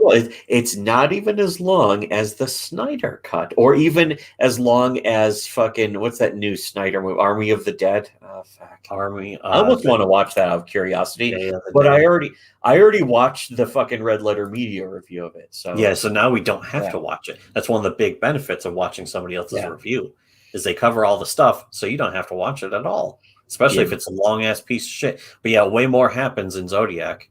I mean, I prefer. That's the thing. I've massively preferred Red Letters Media's reviews of movies to the movies themselves. Like I saw Man of Steel, but I've rewatched Red Letter Media's review of it more times than like the actual length of the movie, like 2 or 3 times over. They remember it, so you don't have to fucking. He's going to take you back to the past. A bat credit card? A bat credit card. Credit card? The next ask or question, whatever, from 14th of December says, who is less retarded, weebs or Cape Cuck fans? I don't know. To say because I remember weebs the first. Let's get the microscope. Yeah, exactly. That's basically what it's an issue of, like which puddle of piss mud is closer to the ground than this other puddle of piss mud. Which gay puddle of piss mud has more AIDS germs in it? Yeah, exactly. I would actually say that I would give the credit to weeaboos, just because you have to. I don't know. You have to go to Japan, although it's a lot easier to fucking be a weeaboo nowadays than it was in the 90s. It's kind of a different situation. In the 90s, weebs were like such human train wrecks, top to bottom. The thing is, Cape Cucks these days are like a suicide death cult. They're a literal murder waiting to happen. But they're also really stupid. They're just when you hear them and they're like, they're shit as the Mondor. Yeah. Well, the weebs are like that too, of course, and they certainly were. But the thing is that it's changed over the decades. Like back in the late 90s, early 2000s, weebs were. I think the dumbest people. Weeaboos might be more conceited in their own fucking. Well, they always were. They were always the most pretentious people. But the thing is that these days, now anime has so entered the mainstream just because anime itself actually sort of become better. Now you have black people who grew up watching Dragon Ball Z. It's actually an example in our case of how we're so unbiased about everything that older anime we're fucking able to admit is worse than modern anime. Not that all modern anime is better or good, but that there are actual more good ones today than there were back then. And at the very least, it's easier to go back and find maybe a few anime that don't suck over time. For example, Bill Burr never would have gotten into anime in the 90s or the 2000s, but he really loved One Punch Man, rightfully so, because it's got legitimately good, funny shit in it that was completely absent from anime for the previous decades. Anime was not. That is one of the things. I remember us talking about this a long time ago. I don't even remember specifically where, but we were talking about like Japanese stand-up comedy, and it's this is our expertise in ways that nobody else even understands. The same way that like the human animal, human nature, human behavior, human mental illness, we understand that better than anyone, period. But yeah, this whole thing about the anime culture, we studied it in depth, and yeah, their stand-up was literally just silly behavior and costumes. It's basically not funny. It's not funny, or it's something that a 4-year-old would laugh at. Usually not even a 4-year-old. A 4-year-old, I think, would just be confused for the most part. And that's how a lot of anime comedy was the same thing. Yeah, it was based off of that. I think these days the difference is a lot of anime comedy is now being based off of either the rest of the world or American comedy. A lot of American comedies are getting more and more translated, and Japanese people are watching them and understanding how to actually construct a joke, which they never understood. That was one of the things I was always really grating about weeaboos, especially in America, is that they'd be laughing so hard at the typical anime humor. Yeah, like anime style saw of her humor. panties nosebleed, lol. But with stuff that just objectively wasn't funny. It was just gag. The idea of a gag, the idea of a joke that wasn't even fucking pure non sequitur gag. Mm-hmm. Somebody tripped and fell for no reason.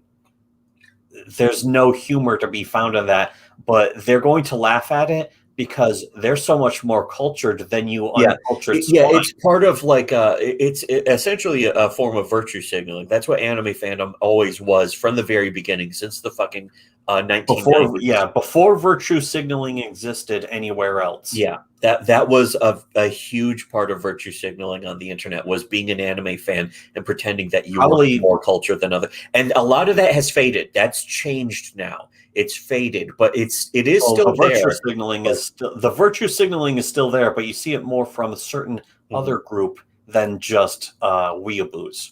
But also, you do see that in the Cape Cocks too, the comic book fans, and especially in Comicsgate, they are constantly trying to act like they have the superior morals as they are then objectively attacking each other. There is, again, that's a conspiracy theory right there. There's no denying it. It's objectively true. I was watching that fucking and proven in public. The clips of the Oni plays. I had no idea because I had never played the game, and I probably never will. But the fucking Marvel video game where it's like you're playing as Kamala Khan, and her entire plot line is, I'm going to enter a fan fiction contest. And so it's like Captain America read her fan fiction. It's like, this is the fan fiction. Yeah, this is the fan fiction, but it's being treated like it's actual in canon. If you want to see a really good takedown of the Avengers video game that came out like last year, check out the Oni Plays fucking like best sum up or whatever. In particular, there's a clip for the whole game, and then there's one of clips just of Kamala Khan, just them yelling at her to shut up. Yeah, just find that. It's worth it. It's like, what? I mean, she's so annoying, and they're so pissed off at her because she's so annoying. In fact, that was one of the things about Helen in Literally, is that she was kind of designed as a parody to make fun of Kamala Khan being a fanfic author and revealing the reality of what fanfics are actually like. And especially fanfic authors. Yeah. The truth behind fanfic authors, because we've been inundated with that world for so long. Yeah, we've understood it. And I remember like us and friends from back in the day would read fanfics and laugh at them and how stupid they were. And I also I remember that one guy who he wrote fanfics that was like a complete Mary Sue self-insert intention. They were jokes. He wrote them as jokes to be read as jokes. Where fucking Rey and Asuka both fell in love with him, and he fucking had a three-way double teaming both of them while filming himself on camera and flexing into the camera. Just, of course, straight up reference to American Psycho, but with Eva in it. Well, the key thing is where it's like him and Rey are fucking getting into a drift race contest. Yeah, that's right. He was also a drift racer, and of course, he was better than Rey at it. But just a little bit, only just a little, because she's but so much that she was, of course, massively impressed. Yes, because she's best girl. But yeah, of course, he was naturally better. I was fucking. I don't know if we want to give away our favorite part of the entire book, where he's on the airplane and he has the drink in his hand. Yeah, and a drip of water falls onto his fucking designer cargo pants, and he describes like in every angstrom how the fucking drip of water dries and fades, and the fucking into the fabric. Yeah, and we were just laughing so hard at that, and it's like. And we go to the guy because we know him. Yeah, we were talking with him a lot. And it's like, what? Do you really do this? Did you really do this? You really did this? But I thought, that was great. But that's also the way a lot of fan fiction is written. Yeah, exactly. And having an understanding of that is more important than being like, oh, Kamala Khan, she writes fanfic. That's their pathetic attempt from the original comic, but also from the shittily written video game is that's their attempt That's how you know a video game relating is to bad. the modern fucking comic book fan, which sadly is true because most modern comic book fans of cape shit, of American comics, are on par with any fan. Yeah, I don't know if you read the comments, but there's a bunch of people in the comments who are like, this is terrible. She's actually better in the comics.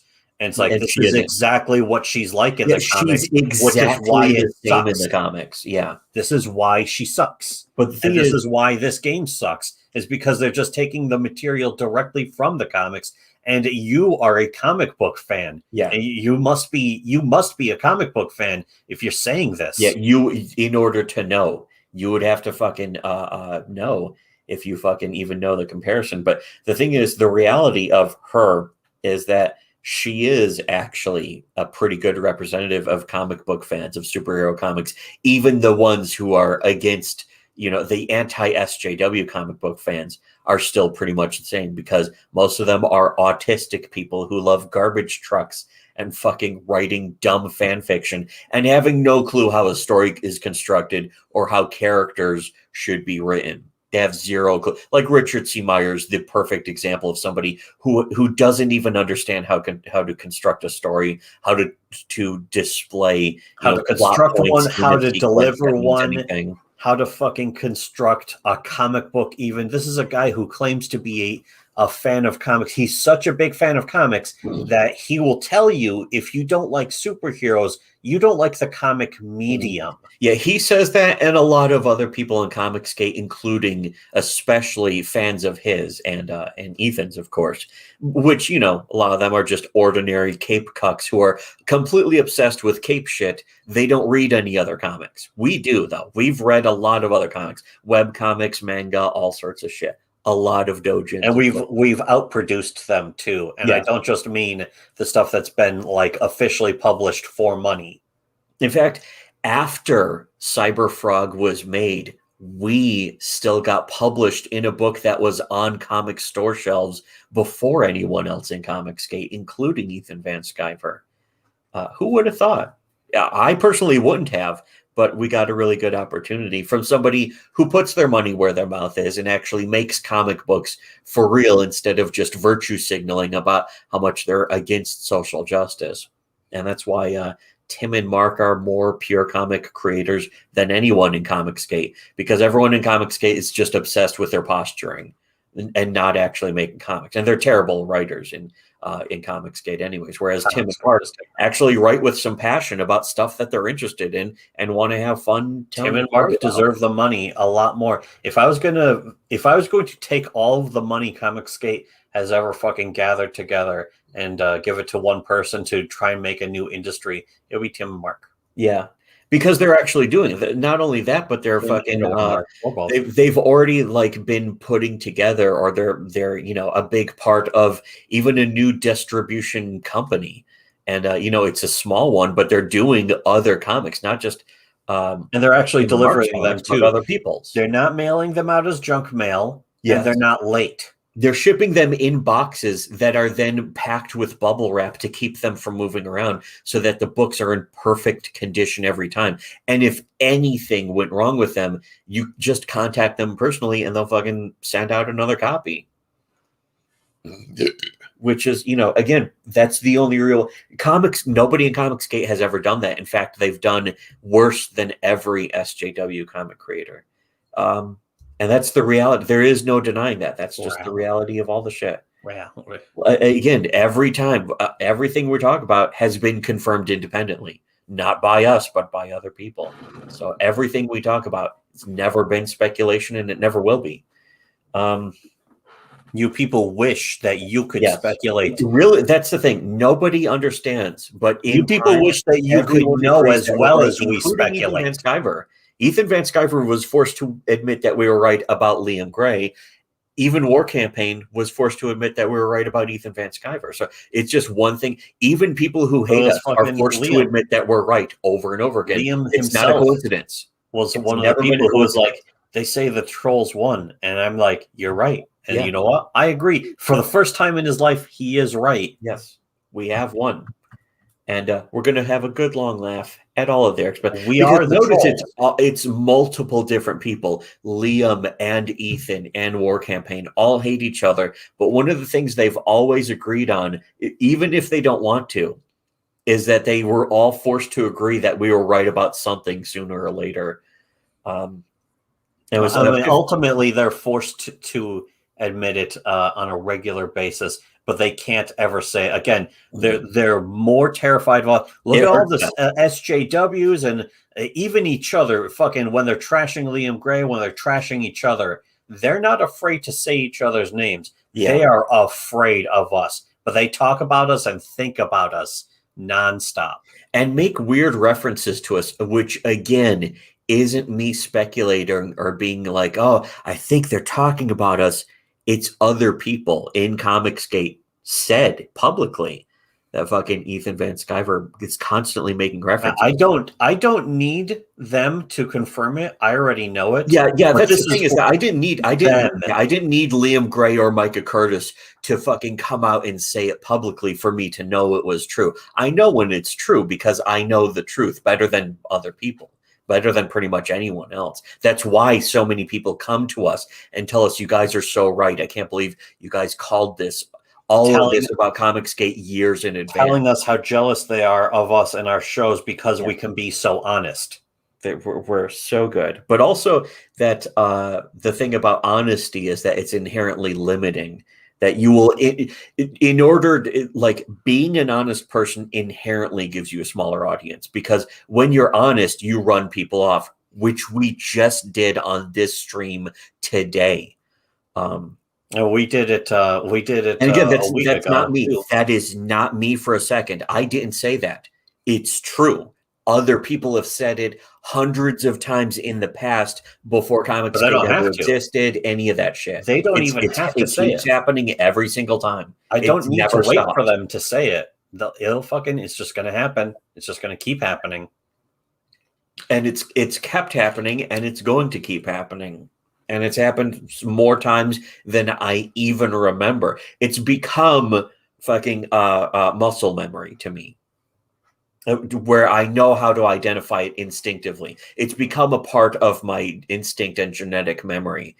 Any children I have from this point on will be able to fucking do this identically without even being able to think about it or comprehend it. They won't need to. Directly out of the womb. It's in their spinal fluid. Yes, it's fucking in the CSF. They should be doing fucking genetic studies on us to find the truth gene. But I guess most people don't really care about that. Most people prefer to think about that as some sort of like crazy. Most of the human race is inherently flawed and mendacious. Inferior. I guess you could refer to them maybe as the Untermensch or some form of cattle that has fur that's especially dark, something like that. Type of fur, some type of groid. Especially in a big herd, a big awesome herd, something like that. Normie pig cattle. They're both pig, a cross between a pig and a cattle, and a normie. Yes, which is even worse. Norm groids. But yeah, again, this isn't stuff that we're just saying to gloat or speculate about. It's something that's all of this. If you people think this is gloating 100 times over, if you people think this is gloating, you don't want to hear me actually gloating. Yeah, you don't want to see us actually gloating. Believe me, your fucking hair will fall out. Yes, your hair will turn white. Oh wait, that's already happened to some people in Comicsgate. Some of these you will bash your face into the keyboard. Yeah. Oh no, wait, that already happened. That happened too. Here, 15th of December, just someone is saying, from Mr. Garrison to you, Merry fucking Christmas. Whoa. That was a nice perfectly on time December 15th Christmas. Yeah. My favorite time of Christmas is kind of a snowless fucking winter last year, to be honest. It was actually snowy on Christmas for a day. Yeah, it was. Sometimes it doesn't snow on Christmas. For a change. Here, though, I need to get out of the chair. Well, here I can answer a few more of these, especially these next ones. 20th of December. What's your bench press? It's less than somebody who has two honorable discharges, um, which is for sure bad, I guess. Also similar question. 20th December. Are you ashamed of your Latinx heritage, Randisha Diaz? Yes. The answer to that is yes. But I'm proud of how I'm ashamed of it, which is better than just being proud of it, or better than just being ashamed of it. It's totally good. Someone also 20th of December. Under what conditions would you return to the Tumblr site? I would say none, because even people who fucking thought Tumblr was their personal safe space and Tumblr was on their side, even they have left. Like even the people who thought Tumblr was the good place, now they've hated Tumblr. Not now, but fucking for the past couple of years. Really, ever since they banned porn, ironically, because a lot of them saw porn as in like an inherent rape of women. But those same people always have cognitive dissonance, the same way most people have cognitive dissonance, though, where they're constantly believing all sorts of complete opposites. The people on Tumblr would believe that porn was inherently a form of rape and subjugation and objectification of women, but when they banned porn, it's like, oh, the freedom of the all that shit. The free sexuality and the proud of their body, fucking whatever the shit of the nudity or whatever was in some way being oppressed by Tumblr banning porn, which again, it was something that they wanted, then they got it, then they complained. And so a lot of them left, and a lot of, as they said, a lot of them tried going to other places, for a very brief time to Newgrounds, and were just fucking traumatized off. And that's good. That's very deserved. A lot of them went to Twitter, where a lot of them do get their way, of course. But the fact that Stone Toss still exists and a lot of other people still exist, and the way that so much shit gets false flag now, I think Twitter is in kind of a weird situation where they have no choice but to ignore reports of anything, because they get thousands and thousands every day for complete bullshit that's fake. It doesn't exist. So they rely on AI. So if you say the word retard, they'll try to just automatically suspend you. Or if you say specific words, they'll try to they're trying to design AIs to just automatically suspend you for that kind of shit. But even that isn't really working. But in a way, it's freed up Twitter so that it's easy to avoid getting suspended. But again, it's best to just use Twitter just for shilling and not for interaction.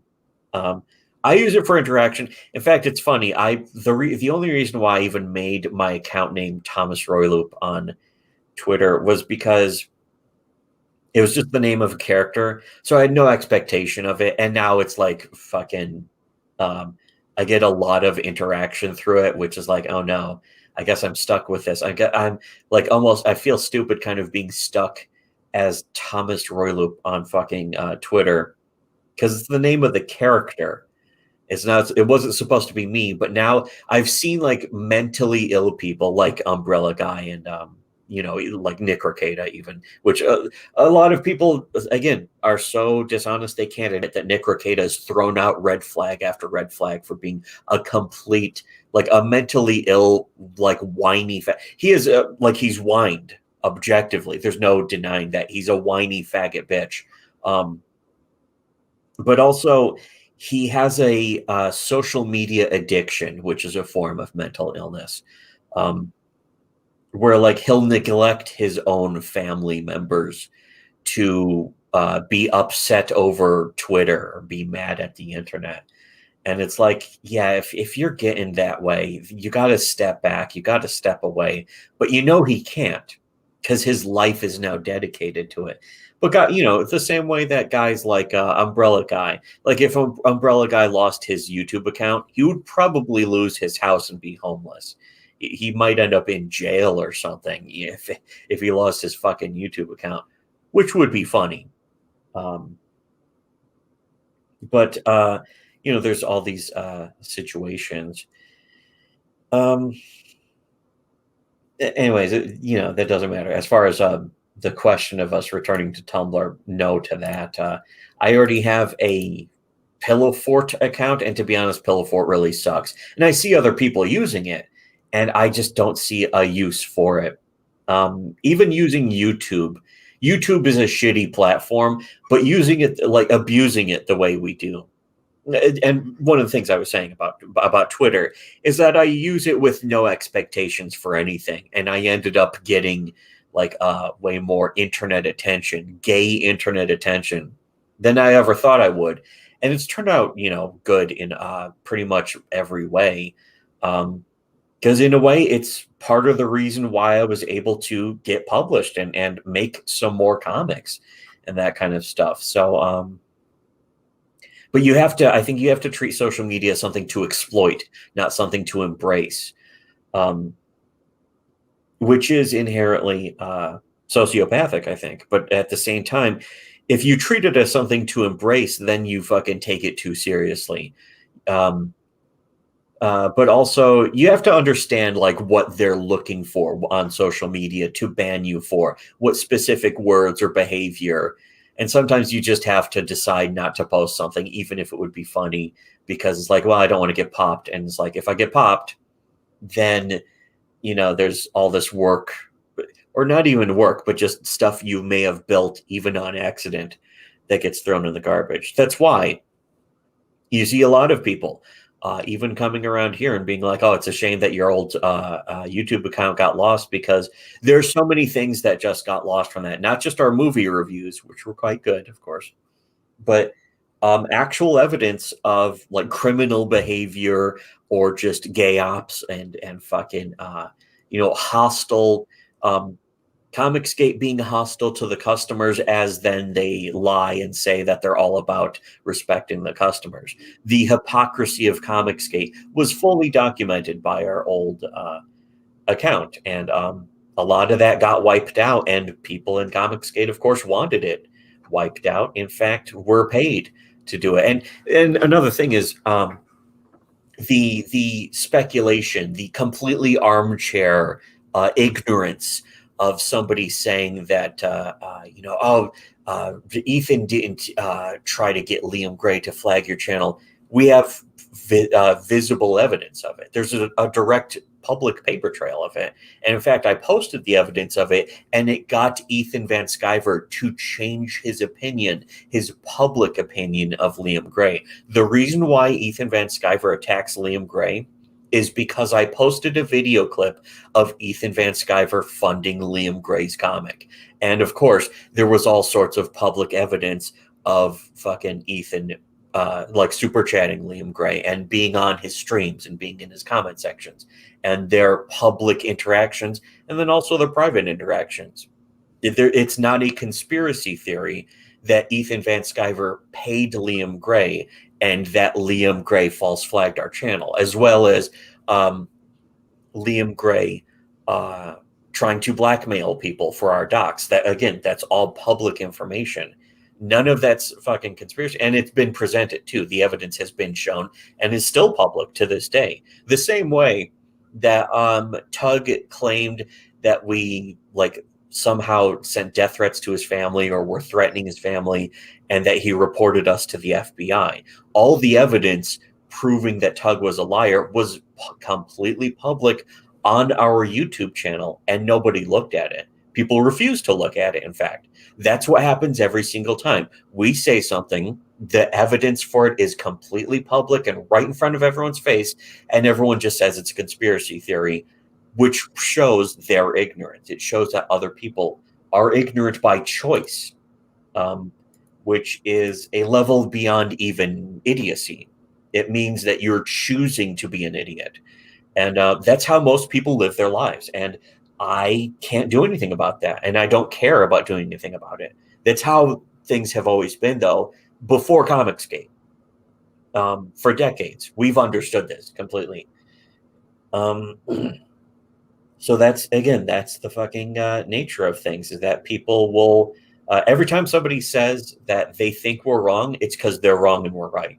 And that we've proven, like everyone says, every time somebody has ever said, especially about Comicsgate, that we haven't proven something, it means we've proven it. In fact, it's usually the evidence right there. It's the smoking gun that we've proven it.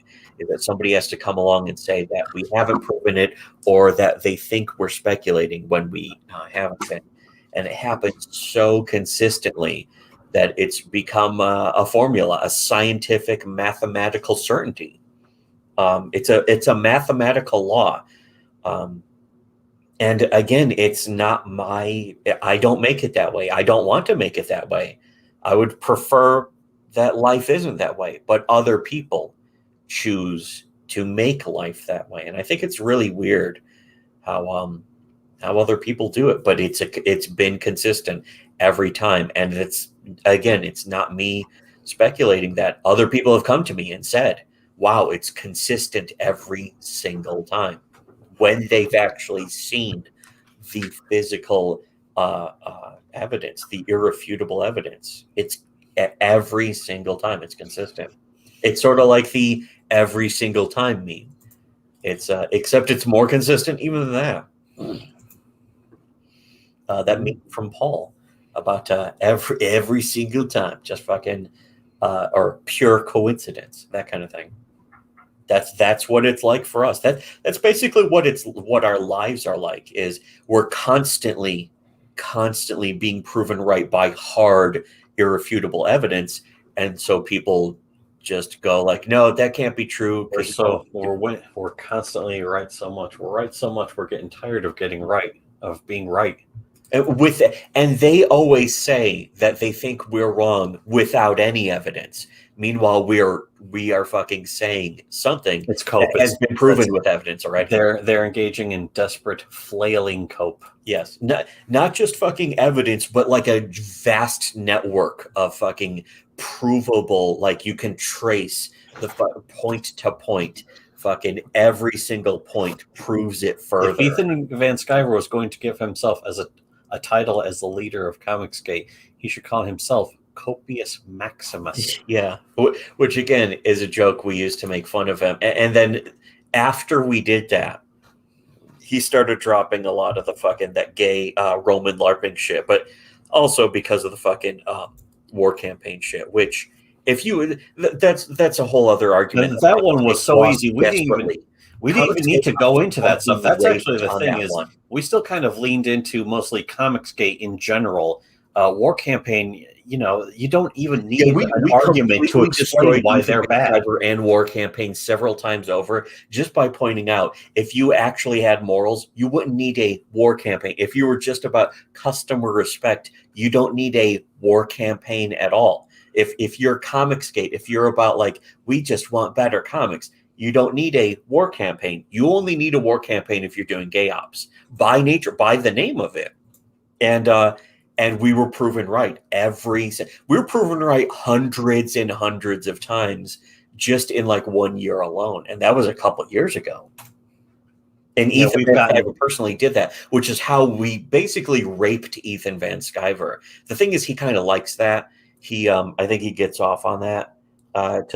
Which I don't like. I don't approve. I don't like having to do it. I don't approve of Ethan Van Sciver's objectively proven unironic closeted homosexual lifestyle. Or his open homosexual lifestyle. Yeah, either way. And the actual homosexual behavior that he engaged with War Campaign, which they later talked about. They were sending each other nudes of themselves.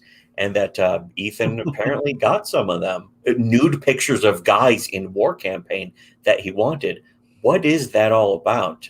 People don't really do much digging or thinking about it. When I say digging, I mean even thinking about it. Most people just don't do it. I think because they're not capable of it. They just don't have that IQ level. They don't have that awesome, incredible IQ level of 100 or even 110. Which were of course way higher than. Fucking, if anything, they have bumped the fucking average IQs down. Yeah. With a 100, their IQ ceiling is really somewhere around 85, which is being very, very generous and nice, actually. Look at how nice we are to say that Comicsgate has an average IQ of 85. It's pretty nice of us. They're merely retarded. Here's a fucking... They're merely at the borderline of retardation. From the 22nd of December. Gee, I guess this is fucking... we should have gotten to this sooner, because it says, what are you going to do, smart guy, when the FBI finally shows up at your door? That one's making fun of Nick Arcada's good friend, that umbrella guy, who fucking pretended to report us to the FBI. Because... maybe he did. Maybe he's so... I can imagine he's like so cowardly and spineless and afraid of us that he actually did attempt to report us to the FBI. And they're like, okay, so what did they do? A file on him instead. I would not be surprised if fucking Tug had an FBI file on himself instead. Yellow umbrella tugboat. I mean, it does seem obvious that he should be looked into. There was a lot of red flags about him. And that's if you don't even get into the fucking phrenology. He looks like fucking John Wayne Gacy in real life, unironically. If you've ever seen his picture, which you should, because he doxed himself intentionally because he's so stupid. The physiognomy just it's disturbing. Yeah, it's like fucking creepy. He looks like a cross between fucking John Wayne Gacy and who's the guy who shot Lennon? Fucking the other three name guy. Whatever. The three name guy. The other three name. When you become a serial killer, you get three names. But yeah, or an assassin. The guy who shot John Lennon. A gay nerd assassin. I forgot. But whatever. The next one. I want to try and get through all the ones. There's a few. There's like 4 left before all of last year. Let's cover last year. So that when we get to next 4 year left from last year, and we'll get to next year. We'll finally get to all that. I think we should do a fucking recording for the after December. Yeah, but we'll cover more asks later in another one that's not a stream. But whatever. I just want to do a stream today because we wanted to have a good long laugh at Richard's literal autism, confirmed diagnosed autism. Diagnosed, and the lead pill is the only cure. But I think he's already been eating the lead pill, and that's where we get to where we are today.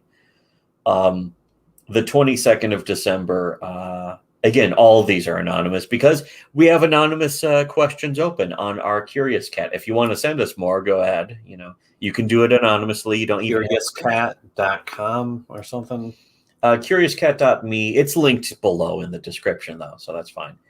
Here from 22nd of December. Why do you want to see comic books and our civilization die? Because I don't want to see our civilization die. Well, maybe kind of. To be honest, civilization a little gay too. Comic books, though, even gayer. Pretty paused. Both are burning in hell. They deserve to burn in hell. Yes. They're very paused. Paused AF. As gay as all outdoors, the gayest thing since sliced bread. That kind of thing. The next one, 28th of December, after Christmas. What was the last video game that made you cry? I don't think that's ever happened, actually. Final Fantasy VII with Arius. Arius. I replayed that game recently, and I was like, you know what? This is right. Dramatically. You could have recorded that. The cinematography of the FMV, it does work. But again, they're working really hard. They're working really hard on it. But you know what? More emotionally impacted me more was Final Fantasy VI. Yeah, I was going to say I immediately thought of Terra and like how relatable she is. Specifically, Celis when she wakes up in the world of ruin and it's just her and Dr. Sid. Yeah, that was legitimately like weird and sad and depressing because it's like the entire world is destroyed, and then suddenly you're stuck in this giant chunk of the game where it's just Celis completely alone with Dr. Sid, and you even have an opportunity to like nurse him back to health on this isolated island, but Most it's likely very is likely you that he won't. dies. Yeah, that's actually the thing is the game is kind of designed so that you'll fail at that. You have to specifically know what you're doing ahead of time, which is You like have to find the fastest fishes, catch them, and bring them back to him. And if you bring him back regular fish or slow ones, he eventually dies. And she throws either way though, like she throws herself off a cliff or something, and then I think finds yeah, a raft. she jumps off a cliff and then she washes up on shore again. And it's like, oh Yeah. no. And then yeah, that's where she finds like a hidden letter which leads to the raft. But if he lives, then he just tells her about the raft. And so it's interesting that there's that aspect. It doesn't have a lot of lasting impact on the gameplay, but it's a really interesting moment. And that I still didn't cry at that, but I fucking, that was a long time ago. But I appreciate, like, even for like a pixel art Super Nintendo game, just the dramatic aspect of that. The same way I did in like Chrysalis, where you get to that one mountain town, you return to it and everyone's dead. And it's like, oh shit, this is kind of fucked up. Holy fuck! You get to the one mountain town and you're going along the path to another part of the game. And you find a dead body or the body of a guy who is just dying. Yeah. It's And one of them, I think I remember one of them was like a character that you're familiar with from a previous town. Too. I think it was the people of Leaf. The entire town of Leaf gets kidnapped. Yeah, there's that, and that's kind of fucked up. And then, yeah, it was the mountain town though later that gets killed, and it's not like openly spelled out that they're killed, but none of them talk, and they're all laying around and shit. It's like, oh fuck, so you know it.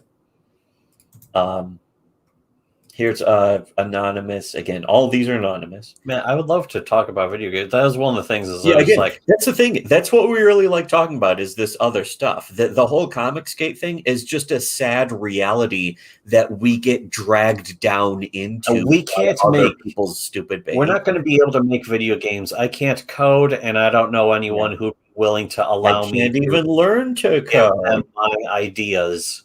Yeah. It's sad. So instead I can write and I could make books, but who wants to read books? Ew, books. Ew. So I want to make comics, but I'd rather talk about video games. I don't want to talk about comics. Comics are stupid. Comics are gay and burning in hell. Have you ever read these things? Comic books deserve rape. It's kind of like fruit. Yeah. Have you ever eaten this stuff? Oh, it's pretty, but it tastes like fucking garbage. What about the apple? Fuck the apple. Fuck the apple. But what about oranges? Okay, you got me. That's fucking. He immediately surrenders in his own bit. That's a Todd Barry reference, people. Anyways, it's what about orange juice? Okay, you got me. Okay, you got me. I love orange juice. And I know what you're thinking. How can something as delicious and delectable as orange juice come from a source as evil as an orange? That's sort of like I want to make a screwdriver, but without all that bitter, nasty orange juice. There's two more questions from the 31st of December. So somebody although I think we did do a video on the last day of the year to be like, hey, we're partying and celebrating a year in review and also speculation for next year. A year closer to death.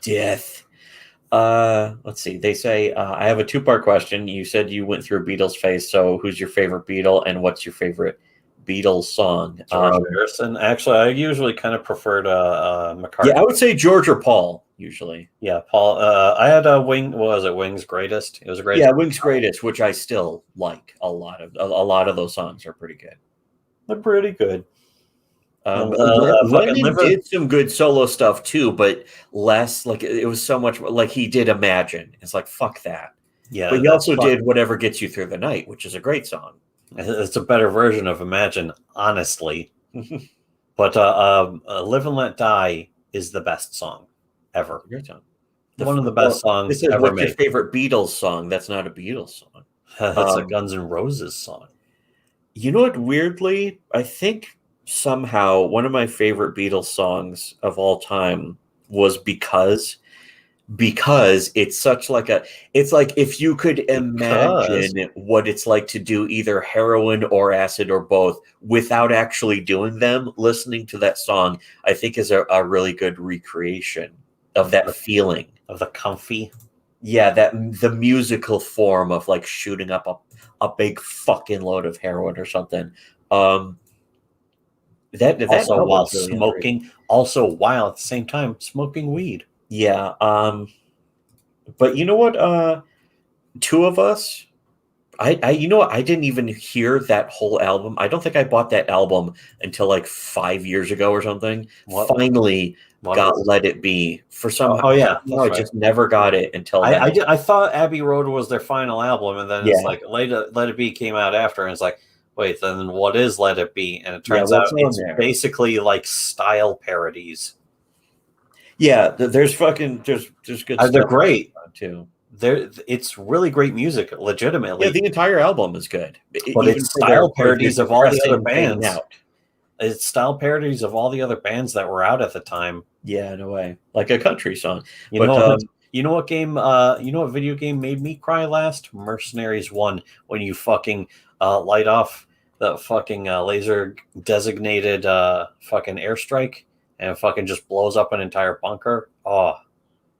Or when you fucking hit a bunker buster against a skyscraper and you see all the fucking light beams shoot out of it before a giant like nuclear explosion mushroom cloud or something. It's like, oh god, and then knocks down the fucking entire skyscraper. Yeah. Or when you're playing mech assault and you fire some missiles into the side of a building and it smashes all the glass around it so you can see the skeletal frame of the building underneath it. That brought me to tears. Yeah. It's beautiful. It's beautiful. It's beautiful. And then if you shoot the building enough times, it collapses into a gigantic rubble pile with a huge cloud of dust flying up into the air like 9/11. It's wonderful. You know what, though? Another one of my favorite Beatles songs that I really loved and like listening to over and over again was just Revolution. That fuzzbox guitar was really cool. The fucking original Revolution. But also like some of George's stuff, like fucking... Well, you know, I remember I listened to White Album over and over again, and it was like fucking, like, wow, every song is like from a different band practically. It sounds so different, so creative, so inventive. They must have just listened to Pet Sounds. Yeah, exactly. But that was years after Pet Sounds too. I don't know. It's almost hard to pick a favorite because I also liked fucking like Rita, lovely Rita, meet Rita. That one's from fucking Sgt. Pepper. Yeah.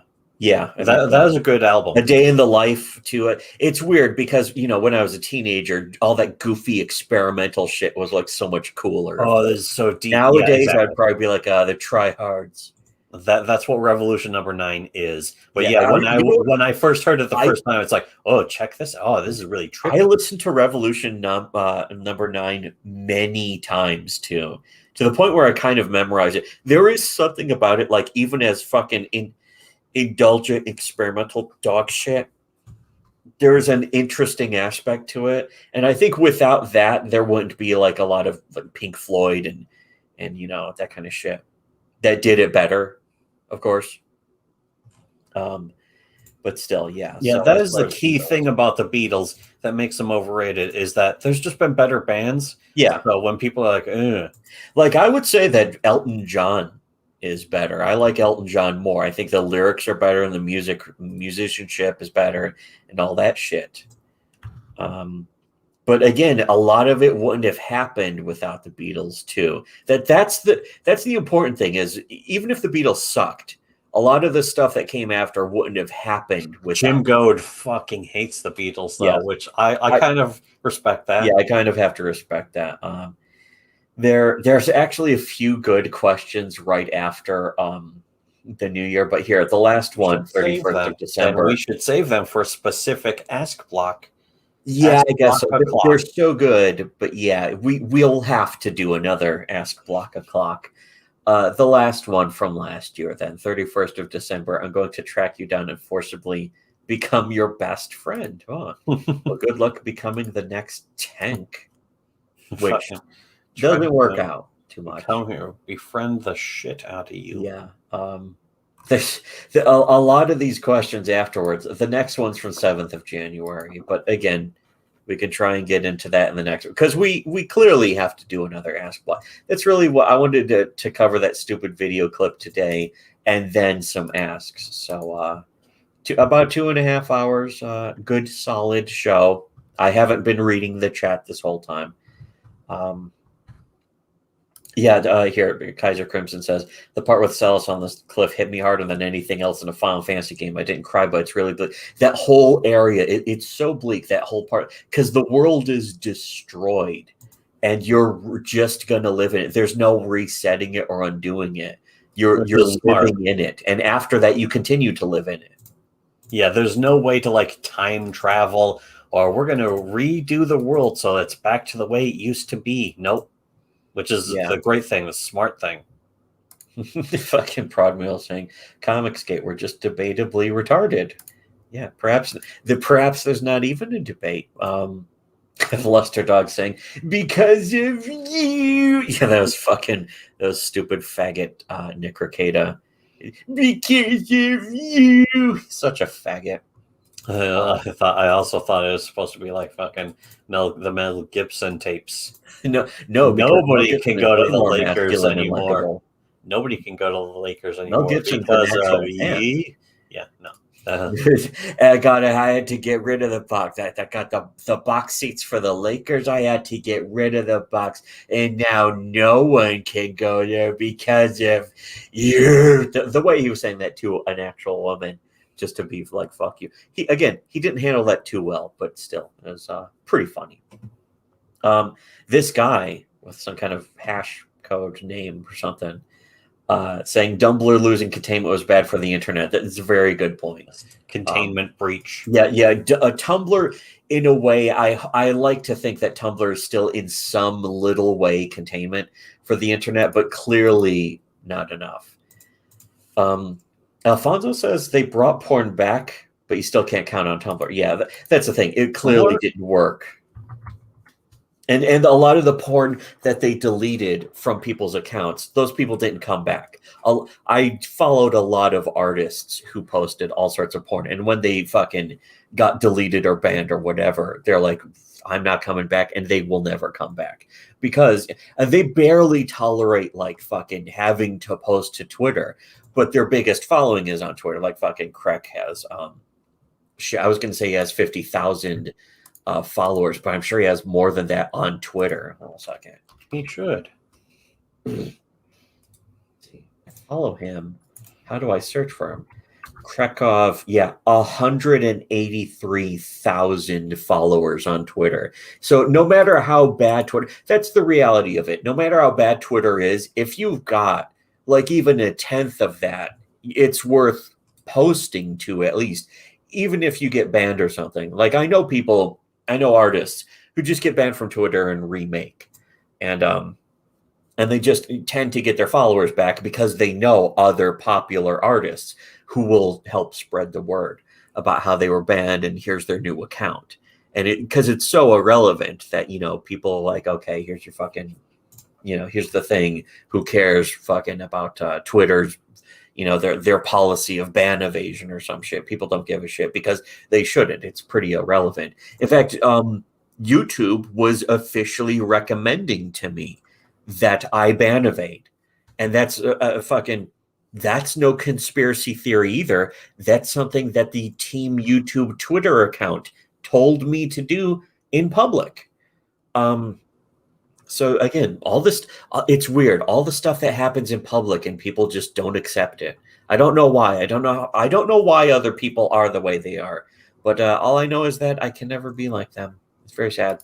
Paul Rod Dumball says, I believe your boy Zack used to call that Voldemorting when SJWs were doing to him. Oh, look, another parallel. Yeah, the same way, objectively. Again, not some speculation or theory, but objectively, Comicsgate has done that to us And that's not me thinking that or saying that. Other people have come to us and said Comicsgate and Ethan Van Sciver are Voldemorting you.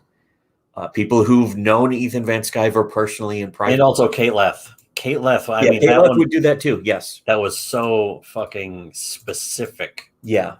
She would do that straight up admitted Comicsgate had a lot to learn from us, from what happened to us. Comicsgate, every single lesson that Comicsgate could ever learn, and most of them they still haven't learned, could have been learned from what happened to us on our blog, on Tumblr back in the day, and even our old YouTube account. Even what Comicsgate did to our YouTube account could be a good cautionary tale. So every time you see somebody on in Comicsgate say, "Oh, I got banned, my YouTube account got taken out," it's like, well, you should have learned to listen from Shitty Webcomics, who you attacked, who you personally attacked and lied about, which they did every fucking single time. Comicsgate would lie about us, support the lie.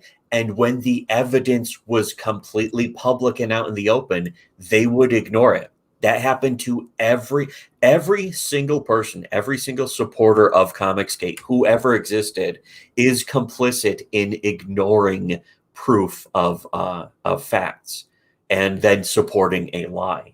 Without exception, every single person who has ever in any way supported the movement. So yeah, unlike, share, comment, whatever. We'll wrap up for today. It's because it's been like 2.5 hours. Again, we have several reviews of several comics, including a lot of Teddy Spaghetti's websites comics, like the more alt hero comics that are up on Arcaven and stuff. We just recorded reviews of those. Those probably won't be going up for months, but they will be going up on our Subscribestar. In the next couple of days, all of our parts of our review of Tomahawk Angel, Odie's comic, that'll be on our Subscribestar exclusively. We'll eventually be, we want to post like clips and or part 1 of some of these series. We even did a big series about like MGTOW just the other day, and that will be going up a lot later. That'll probably be going up in like October, September or something.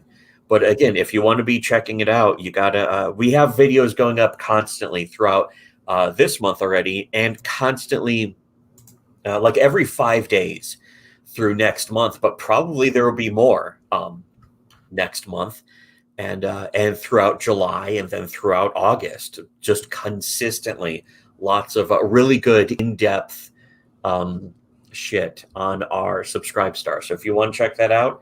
It's linked below. If you donate just $1, you'll still get access to some videos.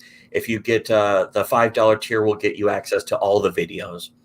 The $20 tier, sometimes, that's really just for extra bonus support. In fact, the $1 tiers, for all of the tiers are for bonus support, but they get you access to videos that we would love to make public but can't. It's just the reality of what our channel's like. Again, proven. That's not me saying, I think we can't post our videos. It's been objectively proven, like everything we've ever said on these channels. We always get proven right. The same way Ethan Van Sciver wishes he was, but he keeps constantly getting proven wrong and embarrassed and internet raped, as we always used to say in the old days too. But back in the old days, you used to be able to say all of that without even being in trouble. These days on fucking YouTube, people are like, oh, how could you say that? The R word, fucking whatever. The R attack. I don't know. But yeah. The gay R slur. If you want to just support us in general, though, you can give us $1, a whole full entire $1 on our Subscribestar. But you'll also get bonus videos that you can't you're not allowed to watch. You fucking piece of shit.